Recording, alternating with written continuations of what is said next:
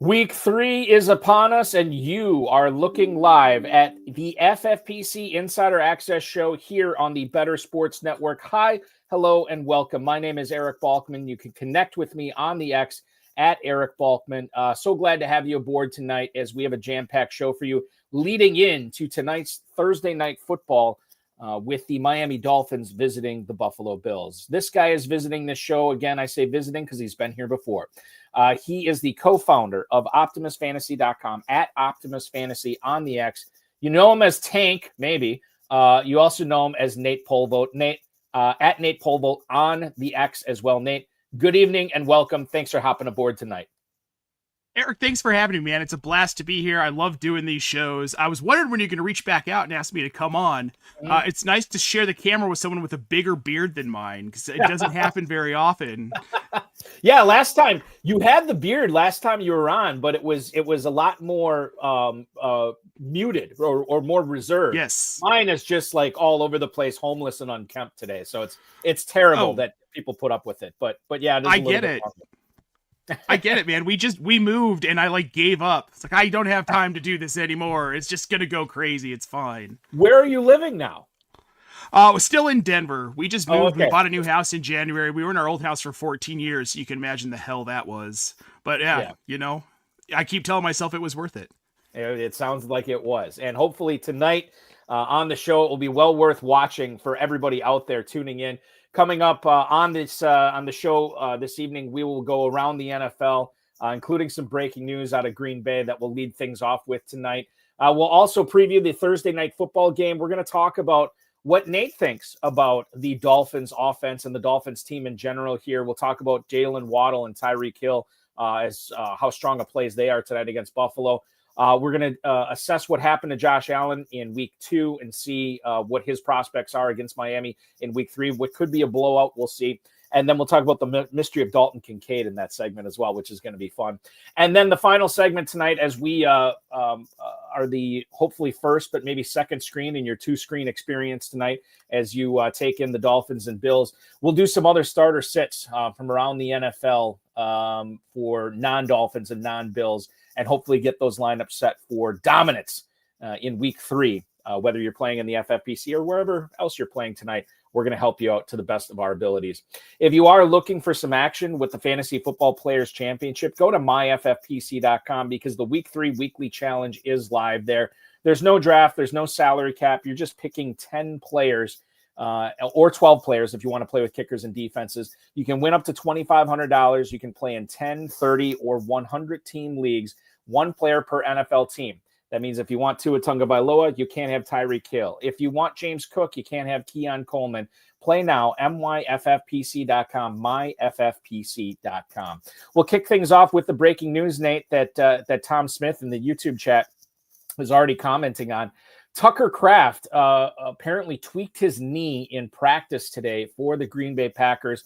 The early reports on this, it didn't sound all that great. Ian Rappaport posted on X that the Packers weren't all that concerned that it wasn't going to be a long-term thing, but the way Kraft played last week, the way he's been playing this season, we don't want it to be a short-term thing yet either. A lot of people placed their waivers already this week based on the opinion that Tucker Kraft would be starting at tight end for him, and now that may not happen. About a half hour ago, Adam Schefter and Ian Rappaport posted that Kraft is believed to be, quote, all good after he underwent some tests today. One source told Schefter and Rappaport that it was a little scare. Another source told Schefter that they think he's going to be okay. These are not exactly the shutdown comments that we would hope to hear, that this is nothing and that he's going to be out there. Nobody has said that he is guaranteed to be out there against Cleveland at 1 p.m. this Sunday. I think, Nate, the smart advice we can give as best as you're able, make sure you have another option. Thankfully, this is not Brock Bowers of week 2, where we had to wait until 10 p.m. Eastern time to find out, or at least 8:30 Eastern time to find out if he was even going to be active, where you had to roster Tyler Conklin or Michael Mayer or somebody like that.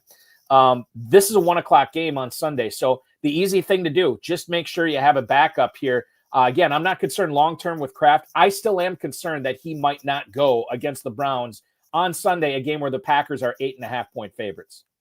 Well, and that would be my concern too, Eric. Not necessarily that the knee injury is necessarily that bad, but if there's a tweak, and everything I've read as well says the team thinks he's okay, but if there is a tweak and you're playing a team that you know you can beat without him, maybe you let your tight end one sit. He's been the focus of Jordan Love in the passing game. That would be my only concern. I feel like there's a chance they can sit him, but everything seems to point towards him playing. That said, always have a backup plan. Yeah, you can't afford to take the zero, right? The goose egg just cannot be in your lineup at all this week. You have to have some sort of backup plan.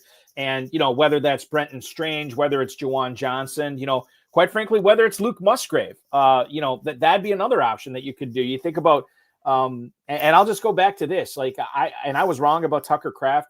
There are a lot of smart people out there, and Nate, I don't know how you stood on this, but there are a lot of smart people out there after the Packers drafted Musgrave in the second and Kraft in the third that thought Kraft would ultimately be the better prospect, the better tight end. I didn't see it that way at all. I thought Kraft was probably the better blocker, but Musgrave does some stuff that Kraft can't do. Like Musgrave, even with all his injuries, Kraft does not have that speed. Musgrave's ability to split down the seam and make contested catches, going at full board, that's something we really haven't seen Kraft do. Now, Kraft does a lot of other stuff that Musgrave can't do as well. But when you think about how much the Packers have been targeting the tight end this year, I think you could do a lot worse than Luke Musgrave against the Browns if indeed Kraft is out on Sunday. Justin Fields will also be out on Sunday, Tank. We have Tyrod Taylor going against the Tampa Bay Buccaneers in week 3. This was announced on Wednesday, I believe. I think this was yesterday that they already ruled Fields out, which doesn't give you the warm fuzzies that Fields will be back in week 4. But this is a case of what do we do with Garrett Wilson? What do we do with Breece Hall? I don't know if anybody's necessarily counting on Mason Taylor in a non-bye week here in week 3. Taylor made 5 starts with the Giants back in 2023. This will be his first start as a New York Jet. He was 2-3 in 2023 with 5 touchdowns, 3 interceptions. He's not going to push the ball down the field all that much. I don't know how much Fields was doing that anyway. I'll be honest with you. If I have Breece Hall, whether it's Fields or Taylor, I'm still probably doing whatever I was doing with Breece Hall before. Same thing with Garrett Wilson. These two guys are still tough benches for me, even with Tyrod Taylor. I don't think he's much of a super flex play, Nate, but certainly I'm not all that concerned, or maybe I should be concerned with the output of Hall and Wilson with Taylor throwing to him as opposed to Justin Fields. Well, I think you're in a situation where you know that Breece Hall is going to get fed, right? You've got your backup quarterback in. You don't have that super mobile quarterback like you had with Justin Fields. Tyrod Taylor can move, but not in the way that Justin Fields does, where you want to give him 5 to 10 opportunities to get down the field during the game. That load's all going to go to Breece Hall. So Breece Hall is a must start for me this week with Tyrod Taylor. And I think we're okay with Garrett Wilson because it's the old adage, he has to throw to somebody, right? And who's the best receiver on this team? It's Garrett Wilson. That's where the ball is going to go. Wide receiver 2s, wide receiver 3s in this system, forget about it. They're not even worthy of thinking about a flex play even in deeper leagues.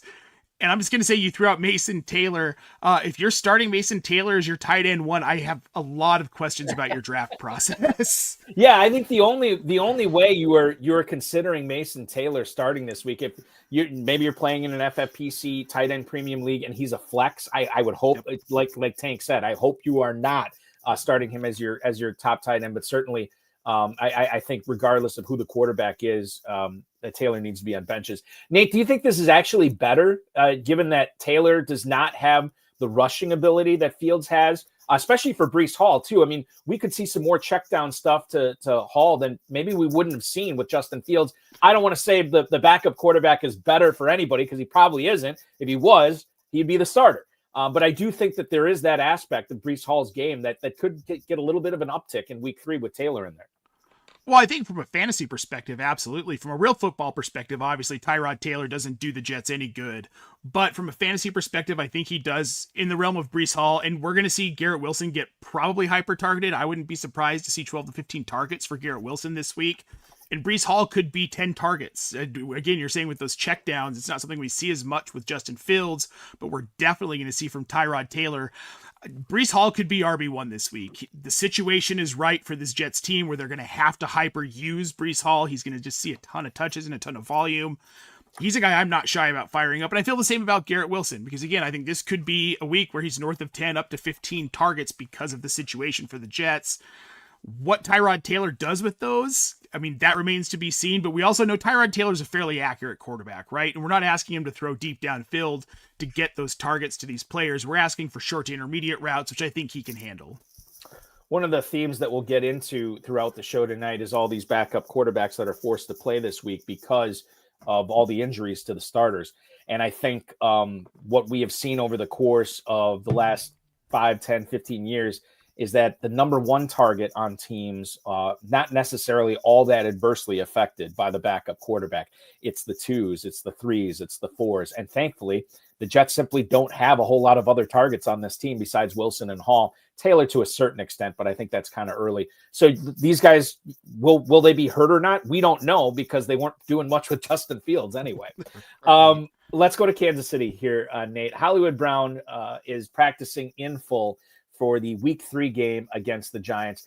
Xavier Worthy and Jalen Royals were also at practice yesterday, and beat writer Pat Leonard was saying that Brown did not look all that bad, did not look limited at all with the ankle issue that he had last weekend.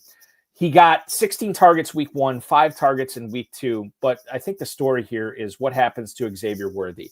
If he's available this week, what does that do to the startability, for lack of a better term, of Hollywood Brown? Xavier Worthy practiced again today, but he was limited. And certainly we'd like to see a full participation tomorrow. We may not get that. I would assume that both of these players are probably going to be listed as questionable for Sunday. Pretty good matchup with the Giants, right? You think about what Dak Prescott and the Cowboys did against this secondary last week. Obviously, if Worthy's active, you're going to play him. But what happens if Worthy's active, or even if he's not? What are we doing with Hollywood Brown this week against the Giants, Nate? Do you have any insight on what fantasy players, how they should handle Brown properly, dependent upon what's going on with Worthy? Well, if Worthy is a full go in practice as we get later on into the week, you absolutely have to consider that that's going to affect Hollywood Brown. The early production that we've seen out of him in the early hyper targeting, well, the first week hyper target 16, kind of came back down to earth last week against a better Philly defense. He had the 5 targets. Now, this is more of a matchup like we saw week 1, where I think that they're going to pepper a guy like Hollywood Brown. If there's no Xavier Worthy, I think we see him in that 10 to 15 target range again in this offense, because there isn't a whole lot else to be excited about without Rashee Rice and without Xavier Worthy. But if Worthy is on the field and he's 100% and they're projecting him to get a full workload, that concerns me for Hollywood Brown. He becomes a back-end flex to me at most. At worst, I'm trying to find a bench spot for him and someone else to start over him. I think that's good advice, and I think that's probably the right way to handle it. You know, like the biggest thing I was facing tonight was what do I do with Jalen Waddle versus Hollywood Brown? And to me, and we'll get into the Jalen Waddle aspect, but spoiler alert, I left Hollywood Brown on my bench in favor of Jalen Waddle. And I think that's, you know, the rest of it, we can wait till 1 o'clock on Sunday. We have no Friday game this week or anything like that, which is good. Dom Gazzetti joining us on YouTube right now. And I want to throw his question up here, Nate, and get your thoughts on this. He's torn on playing Jalen Waddle or sitting him for the likes of Cedric Tillman or Jawan Jennings. So I think the reporting that we have seen so far on Jalen Waddle all week was that, yes, he is a little banged up, but he is also fully expected to go. And I did see a couple of reports that stated that he's expected to be a big part of the game plan tonight. And why wouldn't he be, given that the Dolphins are significant underdogs on the road, and they're probably going to have to throw their way back into this game and in the second half or just to keep up with Josh Allen and the Bills. So I would imagine that would be the case. Dom's torn on this. We have Jalen Waddle tonight against the Bills. Cedric Tillman, obviously, at home against Green Bay on Sunday. And then the other one he mentioned was Jawan Jennings, who we'll get into later on in the show, who's at home against the Cardinals. To me, Tillman is a distant third between these two guys. When it comes down to Waddle or Jennings, I looked at all those targets that Jennings had, but I also understand that he's questionable. He's dealing with an injury as well. It's very close between these two. I lean towards Waddle. But Nate, if you go the other way on this, I have a feeling you might be able to sell me on it, because I could go either way on this one between Waddle and Jennings. Well, I'm on your side with this. Juwan Jennings dinged up. It makes me nervous. We don't know who's playing quarterback in San Francisco. If it's going to be Mac Jones or it's going to be Brock Purdy. Juwan Jennings could have a huge game. He could put up a 0. That concerns me. Whereas Jalen Waddle with his game script against Buffalo, like you said, they're going to be behind. Tyreek Hill isn't 100%. They're going to be targeting Jalen Waddle, especially as it gets later in the game and they're trying to play catch up. I worry about Tua being his quarterback for obvious reasons, but I think for me it's going to be Waddle over Tillman and Jennings. Tillman's matchup against Green Bay, there's no way you can throw him out this week. It's one of those things where and I don't know how you think about this. The Browns, or what you think about this, I should say, the Browns have the best rush defense in the NFL right now, which say what you will about the Browns, but stats don't lie. Statisticians do. But the Browns have a really good rush defense. And if Green Bay can't get the ground game going with Josh Jacobs, by the way, they've struggled to do that the first 2 weeks of the season too. Then this game could be closer than what you might think, even as elite as the Packers defense has been. I'm projecting this is a 1-score game, a low-scoring game in this. And to me, that will not allow Tillman to get going later on in the game for, like a 5 for 110 and a touchdown or something like that. So I'm sitting Tillman, and it sounds like we're both united on Jalen Waddle here. Yeah. So Dominic, good luck on that. If we throw Michael Pittman into the gumbo here, I'm still saying Waddle over Pittman. What say you, Nate? I'm going Waddle over Pittman. I like the matchup against Tennessee for Pittman, but I still think there's more upside to Waddle. And unless you're looking for the safer play, Pittman's obviously going to be the safer play in this situation. He's not injured. He's got the seemingly more stable quarterback in Daniel Jones and a better matchup. But Waddle has the boom potential because they're going to be playing from behind. So if you're looking for stability, I'd go Pittman. But if you need a boom, go with Jalen Waddle. Total on that Colts-Titans game, only 43.5. The Colts are 4.5-point favorites on the road, too, which portends to a big game from probably the likes of Tyler Warren and Jonathan Taylor rather than Michael Pittman. Could happen with Pittman, but we're talking about ceiling. Don't set your lineup scared. Don't draft scared. Don't do anything in fantasy football scared. Aim for the upside, and that's Jalen Waddle here tonight. We saw some upside in the Seattle backfield on 2 different weeks from 2 different players here, Nate, and I think this is worth talking about with what Seattle's got going on against New Orleans this week. So Zach Charbonnet, the darling of draft season, the darling of week 1, and then sort of the donkey of week 2, as he saw more snaps, more targets, more touches, more carries than Kenneth Walker, but Walker did a whole heck of a lot more with his than Charbonnet did with his. This, according to the Seattle Seahawks official X account, Charbonnet missed practice today, and the Seahawks are probably not going to have him available for Sunday. This means this is massive for Kenneth Walker.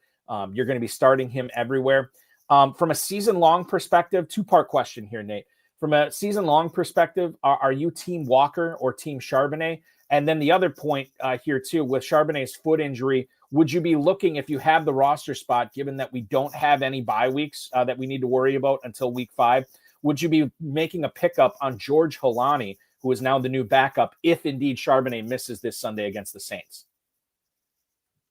I want to say yes, but no, I wouldn't be going after him.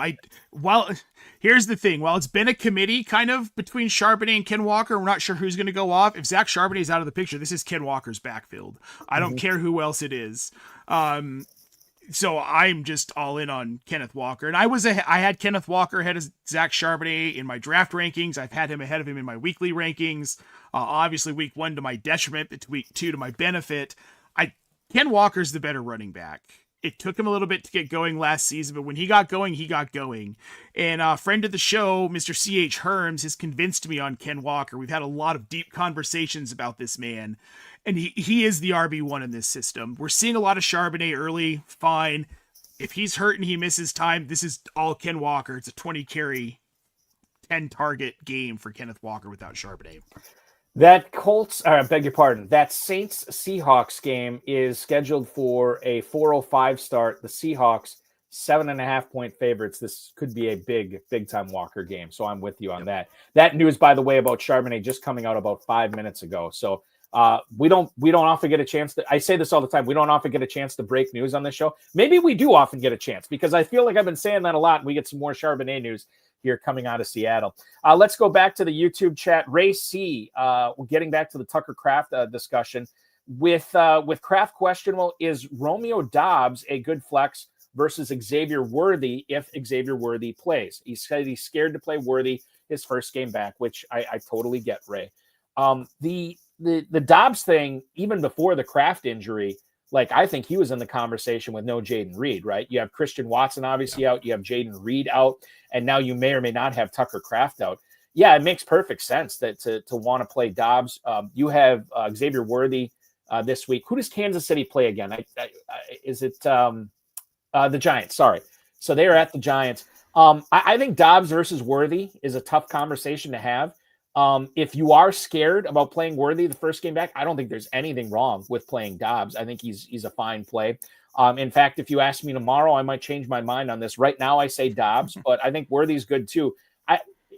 Oftentimes when we as analysts get questions like this, we say, oh, you really can't go wrong. Well, chances are you probably will, because one of these plays will be the correct one and one will be the incorrect one. I lean towards Dobbs here. What say you, Nate? I lean towards Dobbs. I tend to stay away from players who are coming back from an injury, especially if they've missed like the first part of the season, a chunk of games, first 1, 2, 3, 4. You always see it takes a minute for them to get back into the offense. And then this game against the New York Giants, more than likely, this is going to be Kansas City's first win, and it's probably not going to be a super close game. It's definitely not going to be like Dallas, New York last week. Kansas City gets into a run-heavy script in the second half, and Xavier Worthy, healthy or not, he's just not going to see a lot of targets because he's a down-the-field guy, versus Romeo Dobbs has a role in this offense now. I'm comfortable flexing him with or without Tucker Kraft, kind of to your point to what you were saying. So I'm firing up Dobbs regardless right now. Even if Kraft is playing this week, I'm still starting him over Xavier Worthy. Yeah, and I think you make a good – I mean, not that I want to bring baseball up and compare it to baseball, but I think there's plenty of people – that would use the same analogy about starting a pitcher in his first start off the IL. There is some trepidation with that, where you just don't know how this guy is going to react, even if he's had rehab starts or whatever. And you just don't know what's going to happen the first game. I think he's going to be fine. I think he's going to be okay. But yeah, there's more of a risk with starting Worthy than there is with Dobbs, who's already not only involved in the offense, but dude hardly ever comes off the field. In regards to Packers receivers. Now, there's some players that will just play just about every single snap anyway. The Packers are notorious for rotating the receivers, but if there's one guy that's out there more than anybody else as far as the wideouts go, it's definitely Romeo Dobbs. We also have another question with Sam21 here. It's a quarterback question, Nate. Does Sam21 start Justin Herbert against the Broncos or Baker Mayfield against the Jets? Both of these quarterbacks are at home. I lean towards Herbert here, and maybe this is lazy analysis, but let's face it, that's what I do.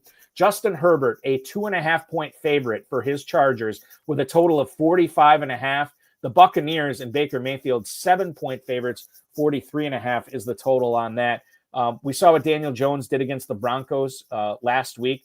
Certainly, we saw how the beast, the mighty beast that is the Broncos defense can be fell, I should say. And I think Herbert and Keenan Allen and Lad McConkey, all these guys, they are dialed in right now. The ground game really hasn't gotten going so far in Los Angeles. There's a lot to like about Herbert. I think both of these guys are good starts this week. If I'm forced to choose between these two, I lean towards Justin Herbert, Tank. Yeah, I'm with you. I lean Justin Herbert as well. I love Baker Mayfield. I've been trying to find a Baker Mayfield creamsicle Tampa Bay jersey for the longest time for the right price, but they're hard to come by. But in this instance, I'm going Justin Herbert, and it's because of the matchup. I like him against this Broncos defense because they don't have Jonathan Taylor, Eric. They're not going to be able to roll out Omarion Hampton and Najee Harris for 160 to 200 yards rushing. It's just not going to happen against this Denver defense. So the impetus comes on to the passing game, which I think they can succeed at, especially with all these receiving options. You got Quentin Johnson, you've got Lad McConkey, you've got Keenan Allen. They're all playing well. This is going to be a good week for these receivers and for Justin Herbert, so I'm firing him up over Baker Mayfield. Yeah, it's probably Herbert here. And listen, it's so close that something may sway me tomorrow, but based on everything I've seen so far over 2 weeks, has me saying Herbert here. Mr. Bakes-A-Lot also chiming in. Who is Josh Jacobs' backup? Is it Emmanuel Wilson or is it Chris Brooks? The latter had more snap share percentage than Wilson. I would say, Mr. Biggs, a lot that if I wanted to roster one backup Packers running back, it'd probably be Chris Brooks. It seems like he has been on the field more, obviously, as you just pointed out. He's definitely getting more of a target share, although it's kind of minuscule between the two, but he's getting more of the passes. I'll say this too. I think Emmanuel Wilson operated as the backup most of last year with Marshawn Lloyd on IR. But if you looked at what Chris Brooks brings to the table and what they believe, how they believe in him in Green Bay, there was a game last year against the Jacksonville Jaguars where the Packers were rallying at the end of the game to try to take the lead with just a few minutes left. It was like 3 or 4 minutes left on the clock. And it wasn't even Josh Jacobs on the field. It was Chris Brooks out there. This is with them trailing the Jaguars and needing to take the lead. They had Brooks out there over Jacobs. Brooks is catching the passes. They seem to trust him more in pass pro as well. So again, I think that both of these guys can make sense for you if you're rostering, a backup Packers running back. But if you can only do one and both are available, I'm taking Brooks. Nate, how do you feel about it? I'm taking Brooks. To be honest, Emmanuel Wilson is on this roster because he plays special teams as well. Otherwise, I don't know that he would have necessarily made the team, especially with Marshawn Lloyd, hurt, not hurt. He's still going to be a factor once he's healthy. However, Chris Brooks, nearly 20% snap share both weeks versus Wilson had a 4% snap share week 1 against Detroit and a 7% snap share week 2 against Washington. And he only has one carry, where we've seen Brooks get involved. Only the one carry week 1, but he had a target. But then he had 4 targets against Washington last week. 3 catches, 27 yards. He is clearly the running back 2. Emmanuel Wilson is on this team because he does special teams, so it's got to be Chris Brooks. I want to go to your neck of the woods here and talk about the Denver Broncos. Nate, are you a Broncos fan, or do you just happen to live in Denver? Oh, no, I'm a Broncos fan. I was born and raised here and lived through those 3 awful Super Bowls. Hey, there was 2 great ones in the late 90s with victories over the Packers and Falcons. So there was that. And then the Peyton Manning Super Bowl too. I forgot about that. That wasn't that great? No, it was awesome. Why are you doing it? Yeah, it was awesome. Oh, I'm not at all. The one against Seattle was bad, obviously, but the one against, was it Carolina that they beat? Yeah, it was Carolina. Yeah, Carolina. Yeah, that had to be pretty awesome. So the next 2 things I want to bring up is stuff going on with the Broncos offense. Zach Stevens, who is a Broncos beat reporter, said that Sean Payton said RJ Harvey is quote an important piece of what we're doing. Let's take a trip back in the Wayback Machine to May or April. RJ Harvey was drafted in the 2nd round, higher than I think a lot of people thought he was going to go. But he's gotten through 2 games, 11 carries and 3 targets in the passing game. J.K. Dobbins has clearly been the lead back here, and they also have something called a Tyler Bidet that is just gumming up the works in the passing game as well, making it really, really frustrating, not only for Harvey owners, but for Dobbins owners as well. When talking to the press yesterday, this is what he said: is he's an important piece of what we're doing. We have not seen RJ Harvey treated like an important piece of the offense yet, but he is a rookie. And sometimes we have to wait until the second half or even the last third of the season to see some ROI on our investment in these day 2 rookies. So here's the thing, Nate. You're not cutting Harvey. Clearly, I would not advise anybody to cut Harvey. But I think at this point, Harvey's first breakout game for the teams I have him on, his first breakout game he will firmly be on my bench, as I got to see it before I can start him.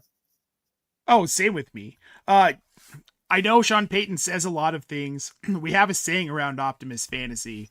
I don't believe anything Sean Payton says at all, ever. He could tell me the sky is blue and I would have to double check to make sure he wasn't lying to me. It's coach speak, and he's one of the best at it. Harvey will be involved in this offense. He's an important piece. We don't know when.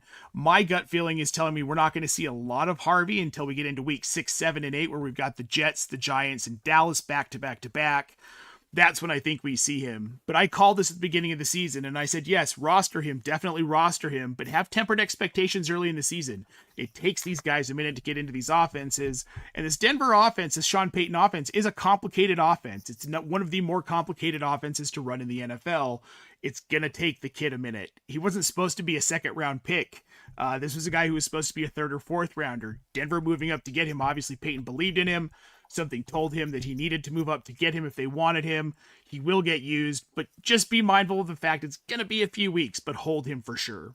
I think you could say that. I mean, that's good advice just for rookies in general, whether it's, RJ Harvey or Travion Henderson. Travis Hunter is another one that I think people are a little bit upset about right now as well. That just practice. You drafted rookies. You got to understand, you got to practice some patience with all these guys. And if it's just a few weeks, I'd be thrilled with that. I'd be very happy if we get into, week 6, week 7, week 8, and RJ Harvey is a top 20 running back. Hey, I know that we're going to be good as gold for the remainder of the season then. Denver Broncos website stated that, and I haven't seen it today yet, Evan Engram did not practice in yesterday's practice. He had a calf injury after week 1 and now has a back injury, according to the Wednesday injury report from the Broncos. 31 years old now, has not been getting a ton of looks so far with Bo Nix and the Broncos. And we don't know if this is just a case of Evan Engram starting the washed portion of his career, or Sean Payton just loves Adam Troutman, or just loves spraying the ball around everywhere. You think about Mims and Franklin and Sutton at wide receiver alone, and not to mention Pat Bryant too. But the fact that he's not practicing on Wednesday because of a different injury than what he had last week, it's not great. And if you do have Evan Engram on any of your teams, Nate, I would say not only is this guy probably should be on your bench this week, you need to start looking elsewhere and picking up, and a lot of the tight end crop off the waiver wire is probably gone now. Like the Juwan Johnsons of the world have all been picked up. So you kind of have to look at like only playing Evan Engram in the best possible scenarios, and only after he shows you something. There's a lot of guys I would rather be starting this week that you probably could have picked up off the waiver wire in FFPC leagues, or even drafted later. Maybe you drafted Evan Engram and Harold Fannin. Harold Fannon's obviously a slam dunk over Engram right now. Brenton Strange you're starting over Evan Engram. I would say that Jatavian Sanders, given how involved he was in week 2, you're probably starting him over Engram as well. And Nate, this could all be a moot point because he may not even play this Sunday, but I am really, really down on Evan Engram right now. How do you feel about it out in Denver? Well, what we've seen and versus what we expected to see are two completely different things. He's got 6 targets, 4 catches. He doesn't even have 40 yards receiving through 2 games. And he has a sub 50% snap share in both. We expected to see a lot more Evan Engram, but at this point, with the injuries, the age, you start to worry. Like, okay, this might be it. And like you're saying, is he getting into his washed stage? I think there's a good chance he is. Denver bought in a year too late. Jacksonville got the last of the best of him. And now you're going to be kind of stuck. But there are other options. There's some guys who are widely available. Noah Fant is someone who's picking up some traction. And I have a feeling he might see a little bit more work here with Jake Browning over the next 3 months. He's not a bad ad, just as some insurance if Engram doesn't play. I'd even be willing to take a chance right now on Cole Kmet, because Colston Loveland clearly isn't going to take over that job anytime soon. It's still Cole Kmet's in Chicago. And when Caleb Williams really gets going this season, we saw how he targeted Cole Kmet last season. I expect that to kind of come back here week 3, week 4, week 5 in Chicago. I think that, utilize the Cole Kmet now while you can, because I do think Loveland takes over the second half of the season. And quite frankly, with Rome Odunze, who we'll get into a little bit later on, with what he did last week, there may not be that much to go around for Cole Kmet anyway, which speaks volumes about starting him over Evan Engram. Speaks volumes about what we think of Evan Engram at this point in the conversation. Juwan Jennings, actually, before we get into Juwan Jennings, let's go back to YouTube. Rich Bates hanging out and watching us on YouTube tonight. What's up, Rich? He needs help for tonight between 2 receivers, both in action. Khalil Shakir for the Bills or Jalen Waddle for the Dolphins.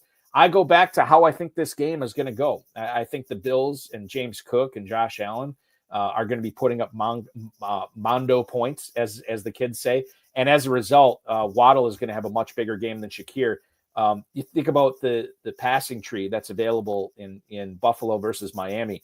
Buffalo, you have Shakir, you have Coleman, you have Moore, you have Kincaid, you have James Cook. You have all these guys there. And then you look at Miami and it's Hill. It's obviously Achane, and then it's Waddle, and then that's about it. And I think Miami's going to be throwing a lot more than Buffalo. So for me, Nate, this is pretty clearly Jalen Waddle for me. Oh, it's clearly Jalen Waddle. I love Khalil Shakir, but week 1 we saw 9 targets in a pass-heavy game against Baltimore, especially in the fourth quarter. We saw him target a little bit more when they were trying to come back. Then against the Jets, 2 targets, 1 catch. He had 12 total yards. That's more like what we're going to see in these games where they're going to be ahead. In this game against Miami, this is a James Cook, Josh Allen game. I think we see a little bit more Dalton Kincaid, but I don't think we see a lot of Khalil Shakir. We're not going to see a lot of Keon Coleman. These are guys who are going to be back in wide receiver 3s this week at best. Moving on to Juwan Jennings. We touched on him earlier, but I do want to get your kind of read on the situation right now that we can explore this a little bit more freely. He came back after, I think he was on the injury report pretty much all of last week heading into that week 2 game. And now, and I haven't gotten the practice report yet today, but I know he did not participate in yesterday's practice dealing with not that calf injury that sidelined him for weeks in training camp, but shoulder and ankle injuries right now. The shoulder injury he suffered in week 1, played through it last week, but the ankle thing was added yesterday as well. He wound up getting 10 targets despite not practicing at the opening part of last week as well, more than anybody else on the Niners, including McCaffrey, including Pearsall. And certainly against Arizona, I would imagine that, and I know Adam Hahn was talking about this on one of the other shows this week, that's saying that Arizona's defense has been solid so far. Well, they're pretty banged up in the secondary right now, and Juwan Jennings could definitely take advantage of that. Regardless, I mean, like if he doesn't practice today and if he doesn't practice tomorrow, then obviously I'm down on him. But as long as he gets even a limited practice in on Friday, I really like Juwan Jennings as a flex against the Cardinals this week, Tank. Well, given the state of this offense, if he's healthy and he's playing, you're firing up Juwan Jennings because he's going to get volume. It's him and Ricky Pearsall and like Jake Tongas and Luke Farrell. Oh, and obviously Christian McCaffrey, but there just isn't enough to scare me off. As long as he's playing, I'm going to start Juwan Jennings. Unless you have a better option, of course. This all comes with the caveat. I'm not starting him over Garrett Wilson. I'm not starting him over Jamar Chase. But yes, in a reasonable spot, yeah, I'm not afraid to fire up Juwan Jennings. I think like Keenan Allen, I think you could make the case would be a better start than Jennings this week. I think after what we saw from Jacoby Myers on Sunday night, you could make the case that you feel more comfortable starting a guy like Jacoby Myers in our nation's capital over Jennings this week. But outside of that, I mean, I don't know if there's a whole lot of guys you want to mess around with. I mean, like I like him better than Ridley. I like him better than Hollywood Brown, even if Worthy comes back, or even if Worthy doesn't come back. Think about tonight, Keon Coleman. I like him better than Keon Coleman as well. So sticking in San Francisco, let's talk about the Brock Purdy situation, because this, I think, is much more – this is probably the most interesting quarterback situation because it's the one that's truly up in the air right now. KNBR reported just a few minutes ago that Brock Purdy was limited in practice. By the way, Matt Barrows reported that Jennings did not practice again today. That just coming out a couple of minutes ago too. So he's got to practice tomorrow because if he doesn't practice tomorrow, Tank and I take it all back of what we said about Juwan Jennings. All of it. Brock Purdy limited today, so he was out there at least partially with the toe injury. He was asked if he thought he could play this weekend, and he said that the decision is going to come based on how he feels at game time, or at least 90 minutes before game time when the inactives are announced. So it sounds like he could suit up. Kyle Shanahan did mention earlier in the week that there is a possibility that he could not start, but be the backup quarterback this week, which I thought that was interesting. Like, the fact that he's saying that, I think gives me a little bit of hope that he could actually be feeling really good on Friday, really good on Saturday, and be ready to go on Sunday. The issue here now, Nate, is that this is a 4:25 start between the Cardinals and the Niners.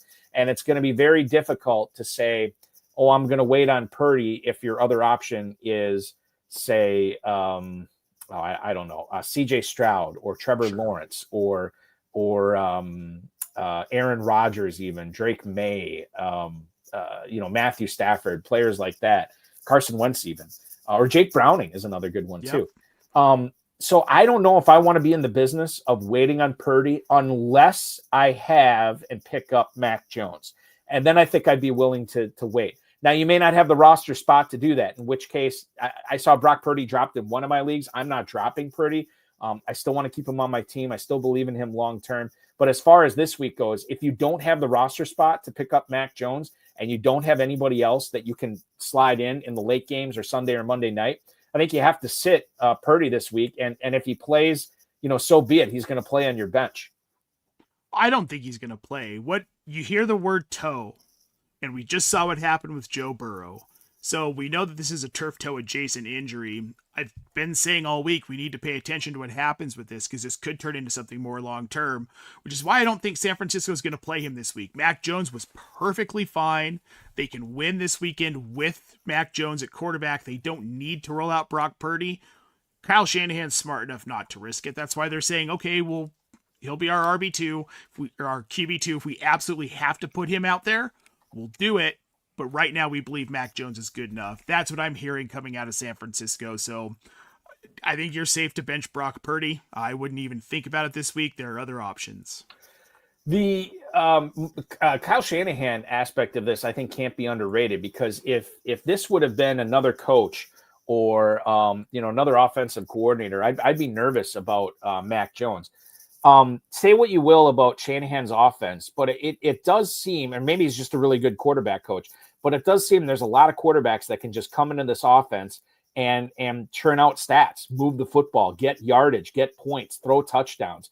Mac Jones is another case of that. Now, he was a pedigreed guy, bear in mind, and he was a guy that a lot of people thought that would be drafted by the Kyle Shanahan and the Niners. That didn't happen, but now he's definitely making things happen in San Francisco. And I think regardless of who the quarterback is for the 49ers this weekend, I think they both put up startable numbers. So I think you are more strong in your belief that Purdy's not going to play. I think he is still on the doubtful side of questionable. Gun to my head, I would say he doesn't play, but I do think there is a chance. Like Jim Carrey said in Dumb and Dumber. So you're saying there's a chance. Yes, there is a chance that Brock Purdy could be playing on Sunday. Moving on to Jacksonville. Oh, yeah, this is going to be a fun one to talk about. Bashal Tutin. We just talked about at the top of the show, Nate, that you have to practice patience with a lot of these rookie running backs. And I mentioned some of them that were struggling. Omari and Hampton's another one. Ashton Genty certainly has not been the panacea we thought our fantasy teams were going to get. But then you think about a guy like Bashal Tutin and what he was able to do this past week.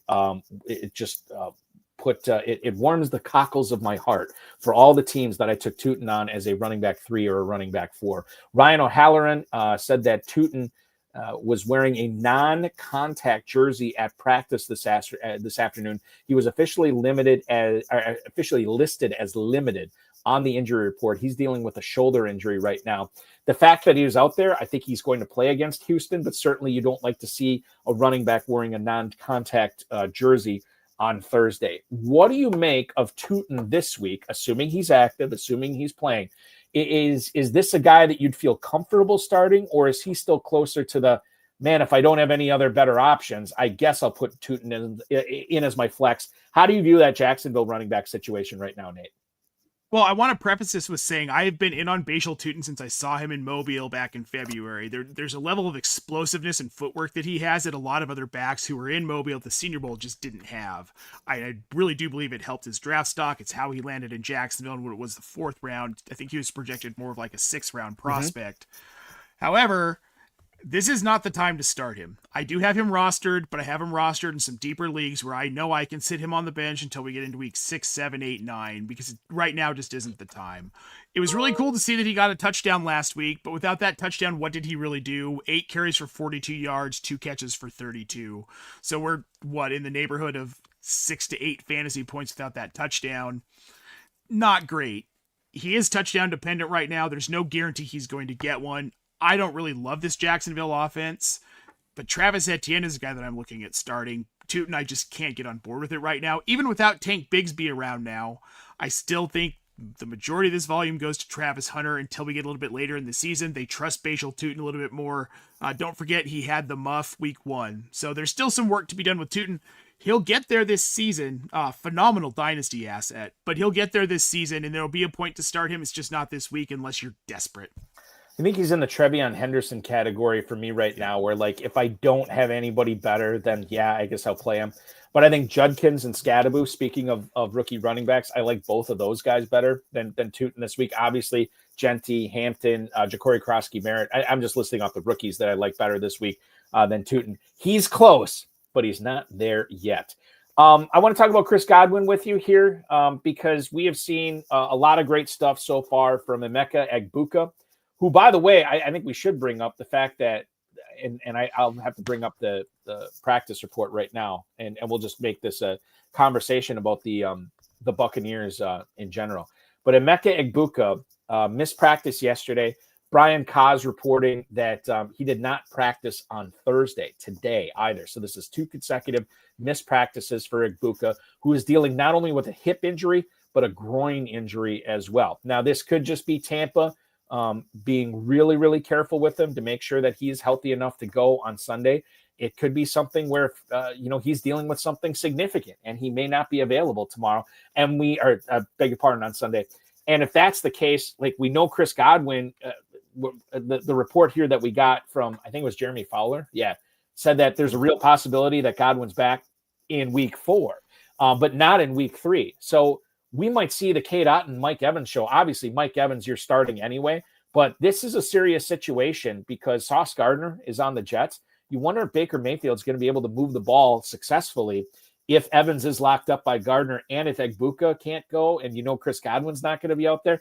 Going back to that Mayfield versus Herbert question, this is another reason you start Herbert over Mayfield. What's your level of concern about Egbuka? And then what do you think Chris Godwin is stepping back into in week 4? Well, I'm concerned about Egbuka. I'm pretty heavily invested in him. Love this kid. Love the landing spot. Love the offense.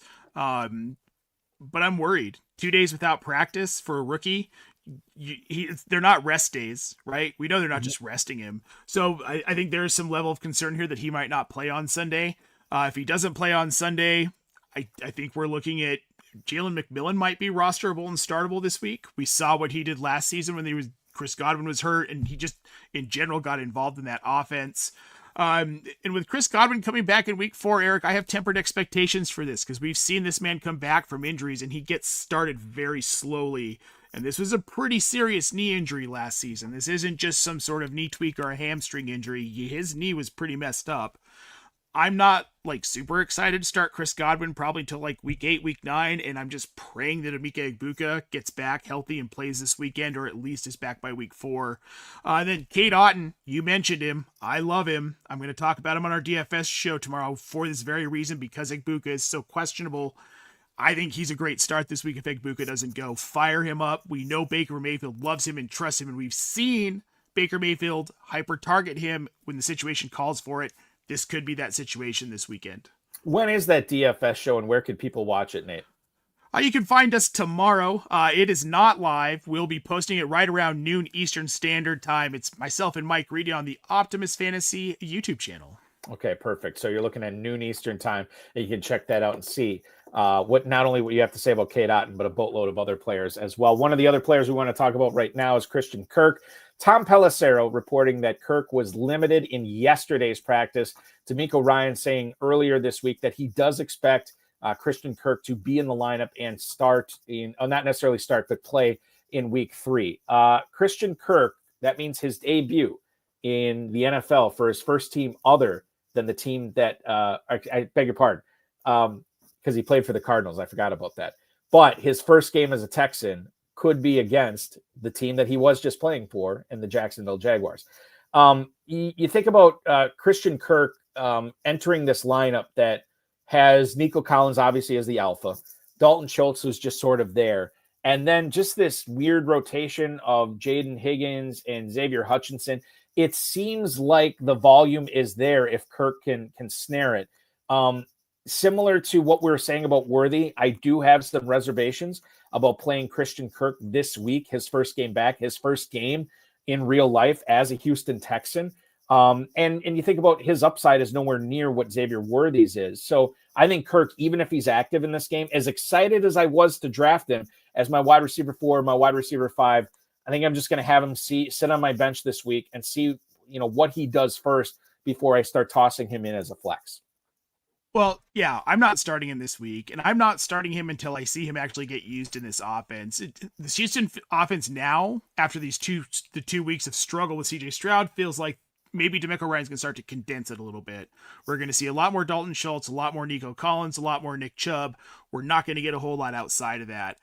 And I don't know if anybody's ever done as much on just hype alone than Christian Kirk has in fantasy sports. Because if you really go back and look, he's had one solid season. He was wide receiver 11 in 2022. Outside of that, he's been at best a wide receiver 26, but he's been wide receiver 38 or worse every other season of his career. He's now in a system where they have Xavier Hutchinson. They have the younger guys, Jalen Nolan, Jaden Higgins, that they're really excited about. They've got a competent tight end in Dalton Schultz. He's a good veteran ad, and I feel like he's a depth piece on this team that they need. I don't know that he's a guy that's going to eat up a lot of targets, and I don't know that I'm going to find a point this season where I want to start him. I have him rostered a couple of places, kind of a wait and see thing with him, but I don't have a lot of hope for Christian Kirk this season. Yeah, the other thing to keep in mind, too, with Kirk is there is some contingent upside with him if Nico Collins goes down, which Nico Collins has gone down before. If he were to go out, certainly a lot of those targets are going to be funneled to Christian Kirk out of the slot, and he'll be much more involved in the offense. It's one of those, I wouldn't call him a Nico Collins handcuff, but there is something there. I think there's a lot worse ways to spend a roster spot than having Christian Kirk on your team going forward. And you know he could be one of those guys where you just never play him, you never start him, and that's fine too, because if you never have to play Christian Kirk, it means your team is probably in really good shape going forward for the fantasy playoffs. Speaking of your team being in really good shape, if your FFPC drafted teams aren't the greatest this week, and you want to you want to supplement some action with that, go to myffpc.com for the FFPC weekly challenge. There's no draft there's no salary cap with this. You just pick the 10 players you want or the 12 players if you want to play with kickers and defenses.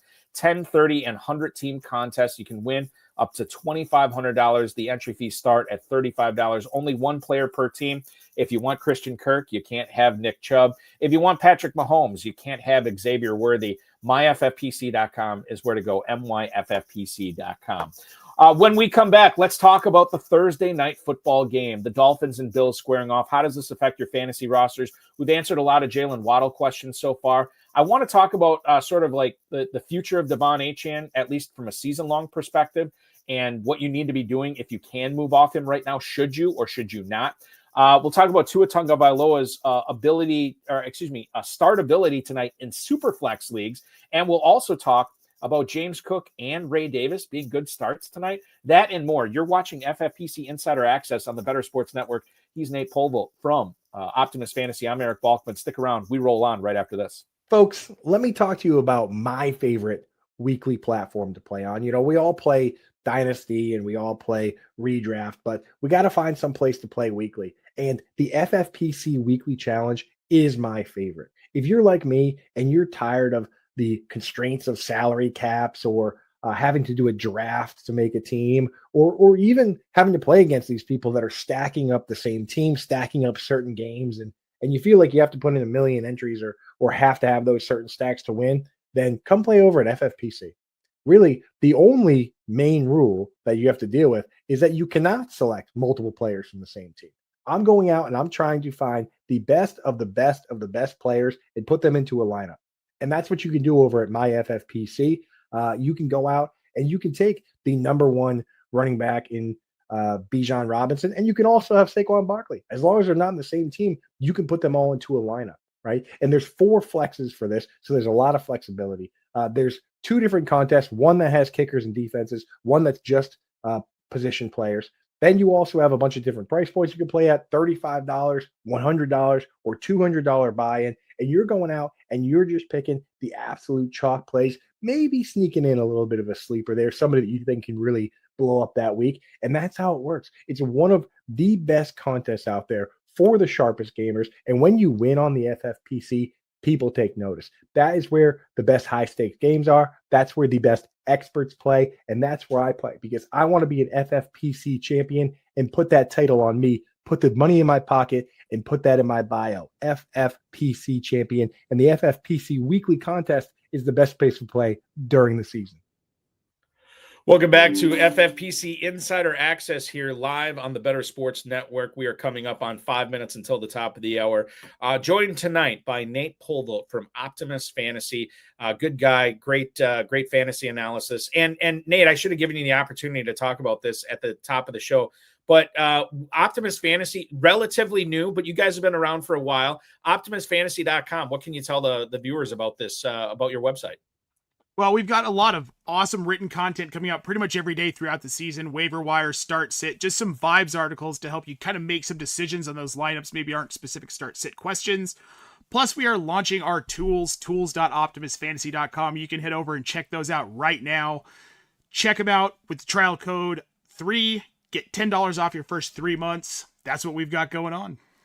Perfect. And that code is 3. OptimusFantasy.com is where to go. Make sure you're checking it out. I want to get into our Thursday night football preview portion of the program, given that we have kickoff in roughly 20 minutes or so. The narrative, the overwhelming narrative, Nate, that we heard during drafting season was that everybody had bad vibes, not only about the Miami offense, just about the Miami team in general. There was a question whether Mike McDaniel might make it through, like whether he was going to make it through the season or not. As head coach, we've heard reports saying that if the losing continues in Miami, that Mike McDaniel could be on his way out. And I'll be honest with you, there's a non-zero chance that if they get blown out tonight, Mike McDaniel might be unemployed tomorrow. That probably won't happen, but it definitely could. And I think, how do we apply this to fantasy? Does this mean that we should be ignoring Dolphins in general? Or does this mean we should be striking in on players who would thrive with negative game scripts? You have Achane, who's probably going to be good no matter what. But then you have players like Tyreek Hill and Jalen Waddle, who, if the Dolphins are throwing a lot, that conceivably should benefit them.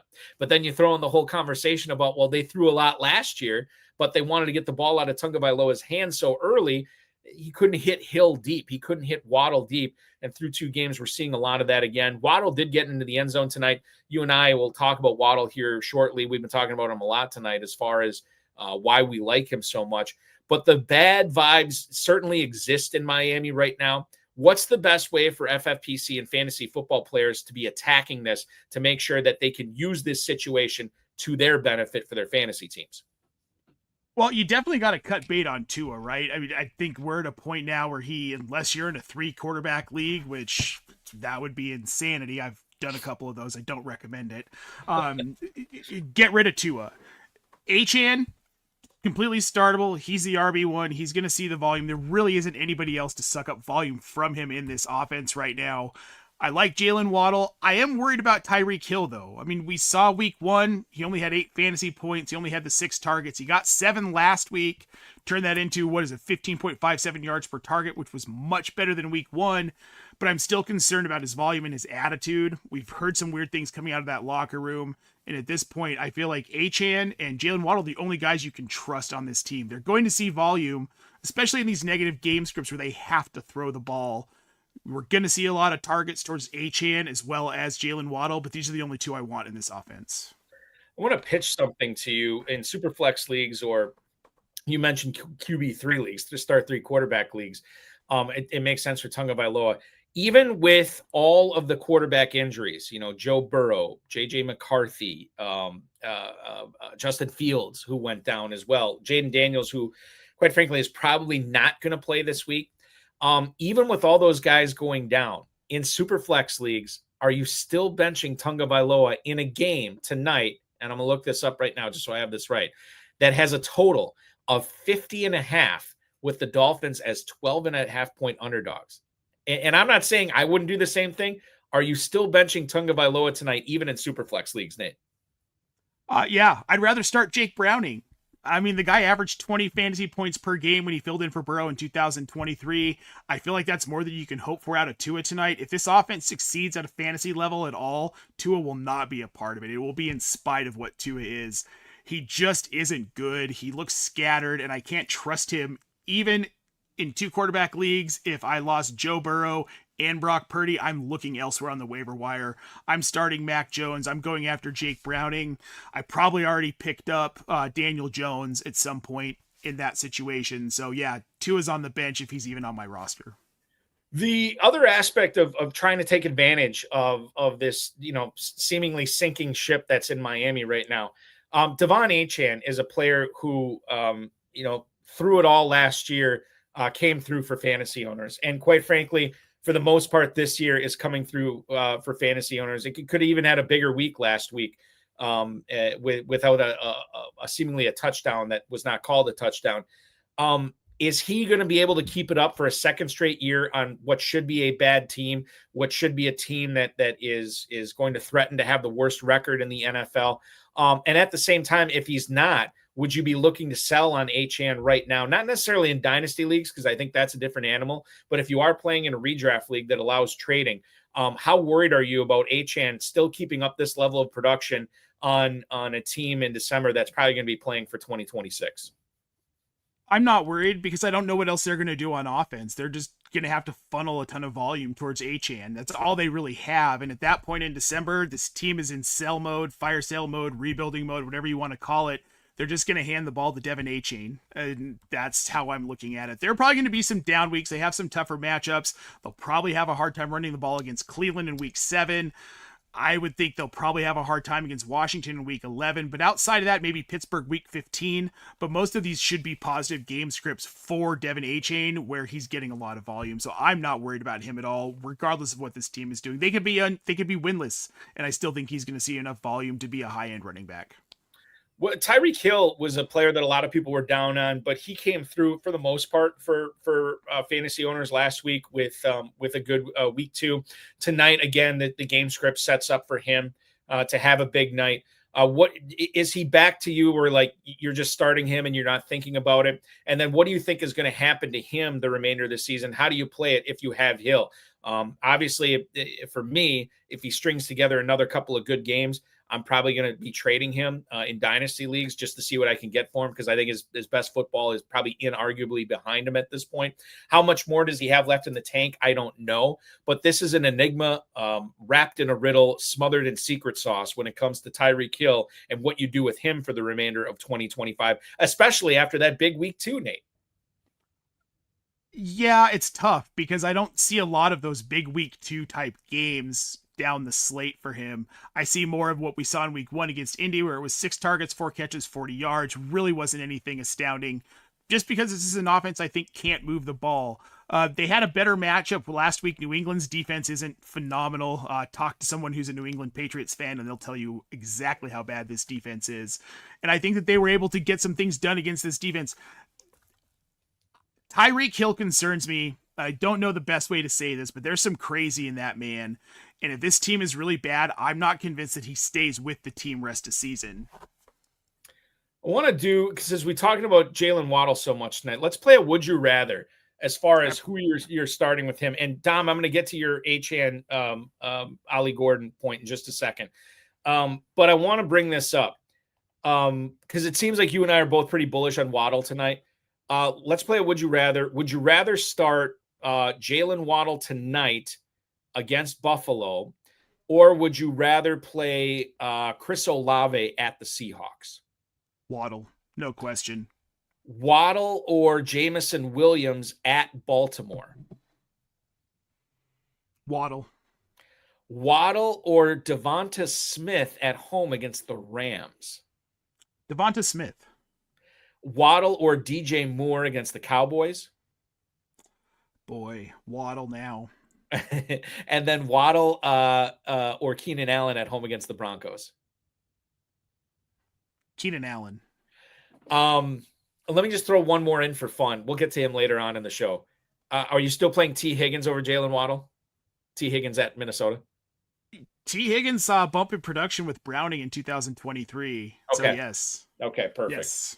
So that's the Dolphin side. Well, no, that's not the Dolphin side of it. We'll go to Dom Gazzetti's point, and he frames it in a way I think Ollie Gordon needs to be rostered in all leagues for sure, at least all 12-team, 20-man leagues for sure, and we've seen him rostered on all FFPC teams as far as I can tell. But let's play, what if here? What happens if Achane goes down? How good of a start is Ollie Gordon? Is he just flex worthy for you, or would he enter into that top 20 running back echelon given what Achane's been able to do with his touches in Miami. With Gordon in that role, how good would he be? I think Gordon would be pretty good. I'm not ready to say that he's like an RB1 if he steps in. He's a rookie still, and we have to remember that, as impressed as we are. And I'm impressed by Ollie Gordon. Phenomenal player. But not all volume is going to be the same. And I think that if we see Ollie Gordon, first of all, he has to be efficient with his touches, which we don't know if he can do at the NFL level yet. He hasn't maybe possibly learned enough about the game because he's not an RB1. I wouldn't just directly plug him in. I'd be nervous about it. He's probably, I'd say he's like if you need to, you can flex him should Achane go out, but I'm not running to start him as my RB1 or RB2. I want to get over to the Bills side of the football before kickoff in about 10 minutes here and talk about Josh Allen with you briefly. Obviously, he had the nasty bloody nose last week after, and I don't even know what happened. Did he get punched or kicked or something in the nose that it was wild and gory and crazy. You look at his numbers, 14 and 25, and he, by the way, did come back into the game too. 14 of 25 for 148 yards, no touchdowns, no picks. He did have 59 yards on the ground. What do you think happened in that game? Was this just a case of they got ahead so far, so early that Allen was not asked to do a lot? And quite frankly, if that's your answer, are we going to see that again tonight? And I'm not saying bench Josh Allen, but you think about FFPC Weekly Challenge, stuff like that. Maybe this means that Josh Allen is a guy that you only start in season long, but you're not playing in weekly or DFS or anything like that. Yeah, I wouldn't touch Josh Allen in DFS this week, and that's what I think it was. That's all it was. They were playing a really bad Jets team. Justin Fields was out early. They had to rely on Tyrod Taylor. It was very clear from the beginning of this game who was going to win. And why overuse Josh Allen when you don't have to? Just give the ball to James Cook and Ray Davis, which is essentially what they did. They didn't have to do anything else. It's not indicative of something being wrong with Josh Allen. I don't think he's hurt. I don't think this is a sign that he's going to be a downturn throughout the season. You don't need to be selling him. He's going to be fine. But this week against Miami, we're going to see a lot of James Cook again. And that's just the way it's going to be. You're probably going to get a down week from Allen. The James Cook aspect, I want to talk about him and Ray Davis, but we do have Stephen Grease on YouTube right now asking us some questions about some starter sit decisions that are facing him. This is full PPR that he's asking about. He's got DJ Moore, Jalen Waddle, or Romeo Doubs. He can only play one of those three receivers. Between Moore, Waddle, or like we talked about how we like Doubs or whatever. Between Moore and Waddle, I think we both decided DJ Moore, right? Yes, I would go DJ Moore this week. Moore over Waddle. It's close for me. I think you can make a strong case for Waddle. The total on that Bears-Cowboys game, I have not looked at this. It's got to be high between those two with the way their defenses played last week. Yeah, 50.5 in that game. The Bears are 1.5-point home dogs in that game as well. So there you go. DJ Moore, second part of his question, would you pick up Romeo Doubs, dropping Evan Engram when he already has Harold Fannin and Kyle Pitts? Yes, I would make that. Absolutely. 100%. I love Harold Fannin. Do it. Did you get a chance to watch him? Was he at the Senior Bowl? I don't even know. Yeah, he was. Okay. All right. He was, and he was phenomenal. He really is truly a big slot. He's exactly what we were told Mike Gesicki was, but he actually does it. And I think Cleveland's actually using him that way, which is nice to see. Bub Hunt Shrimp, I think is what it is on Twitch. You think I should start these at wide receiver? I'm assuming Jamar Chase, Keon Coleman, and flex either Marvin Harrison Jr. or Ja'Cory Krosky-Merritt. So I mentioned at the top of the show, oftentimes when the starting quarterback goes down, it usually affects the more ancillary players, not the number one target. So I think Jamar Chase is a fine play this week. I think he does numbers, no problem there. And if it comes down to starting either Keon Coleman, Marvin Harrison Jr., or Ja'Cory Krosky-Merritt, I don't know, man. Like this might be silly of me to say, but I think I might still lean Harrison Jr. here over Keon Coleman and over Ja'Cory Krosky-Merritt. As much as I like Krosky-Merritt this week, that I think that, he puts up, borderline and maybe even solid RB2 numbers. I'm infatuated with that upside with Harrison Jr. and I'm not necessarily seeing it with Coleman. I think I would go if you have to pick two of those guys. I think for me, it's Chase and it's Harrison.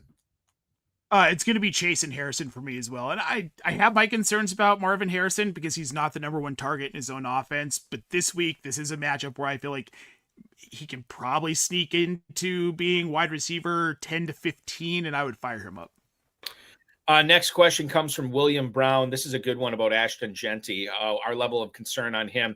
He looks good when the ball's in his hands, but he went the wrong way on a handoff, and he didn't look interested in pass blocking. So here's how I'll answer this. We've already talked about, I don't care how good you are, if you're still a rookie, there's a learning curve. It's not like he's LeBron James or anything like that, where he's coming in, or Jaden Daniels, for lack of a better football player. That is rare. Okay. Even though Genty was the 6th overall pick, it's going to take some time for him to pick up the speed of the game, which is why I think what looked like being uninterested in pass blocking to us might be him thinking rather than reacting. And I think until the game slows down for him, you're going to run into stuff like that. My level of concern on a scale of 1 to 10, probably at like a 2, maybe. I still think he's going to do numbers. I still think the Raiders believe in him. The draft pedigree will dictate that he has to prove he can't play before the Raiders cut bait and look elsewhere. So he's going to get an extremely long leash. He's still one of the best players on that offense. I've seen flashes already, Tank. I'm a big believer in Genty. I'm still starting him, and I think the second half of the season for him is going to be a lot better than the first half. Well, yeah, my concern level is 0. He's a rookie in his first 2 games. He was the alpha in his offense at Boise State. He's not necessarily the alpha in this offense. I think that's something to get used to, where this is a multifaceted offense. It doesn't revolve around him, and it doesn't need to right now. He had 20 carries week 1 against New England. The inefficiency sucked. I mean, 2 yards per carry is a bummer out of a guy that we're all expecting to just come out of the gate being a football god. But this is normal. This happens. Not every guy's going to come out and have a Jamar Chase, Justin Jefferson rookie season.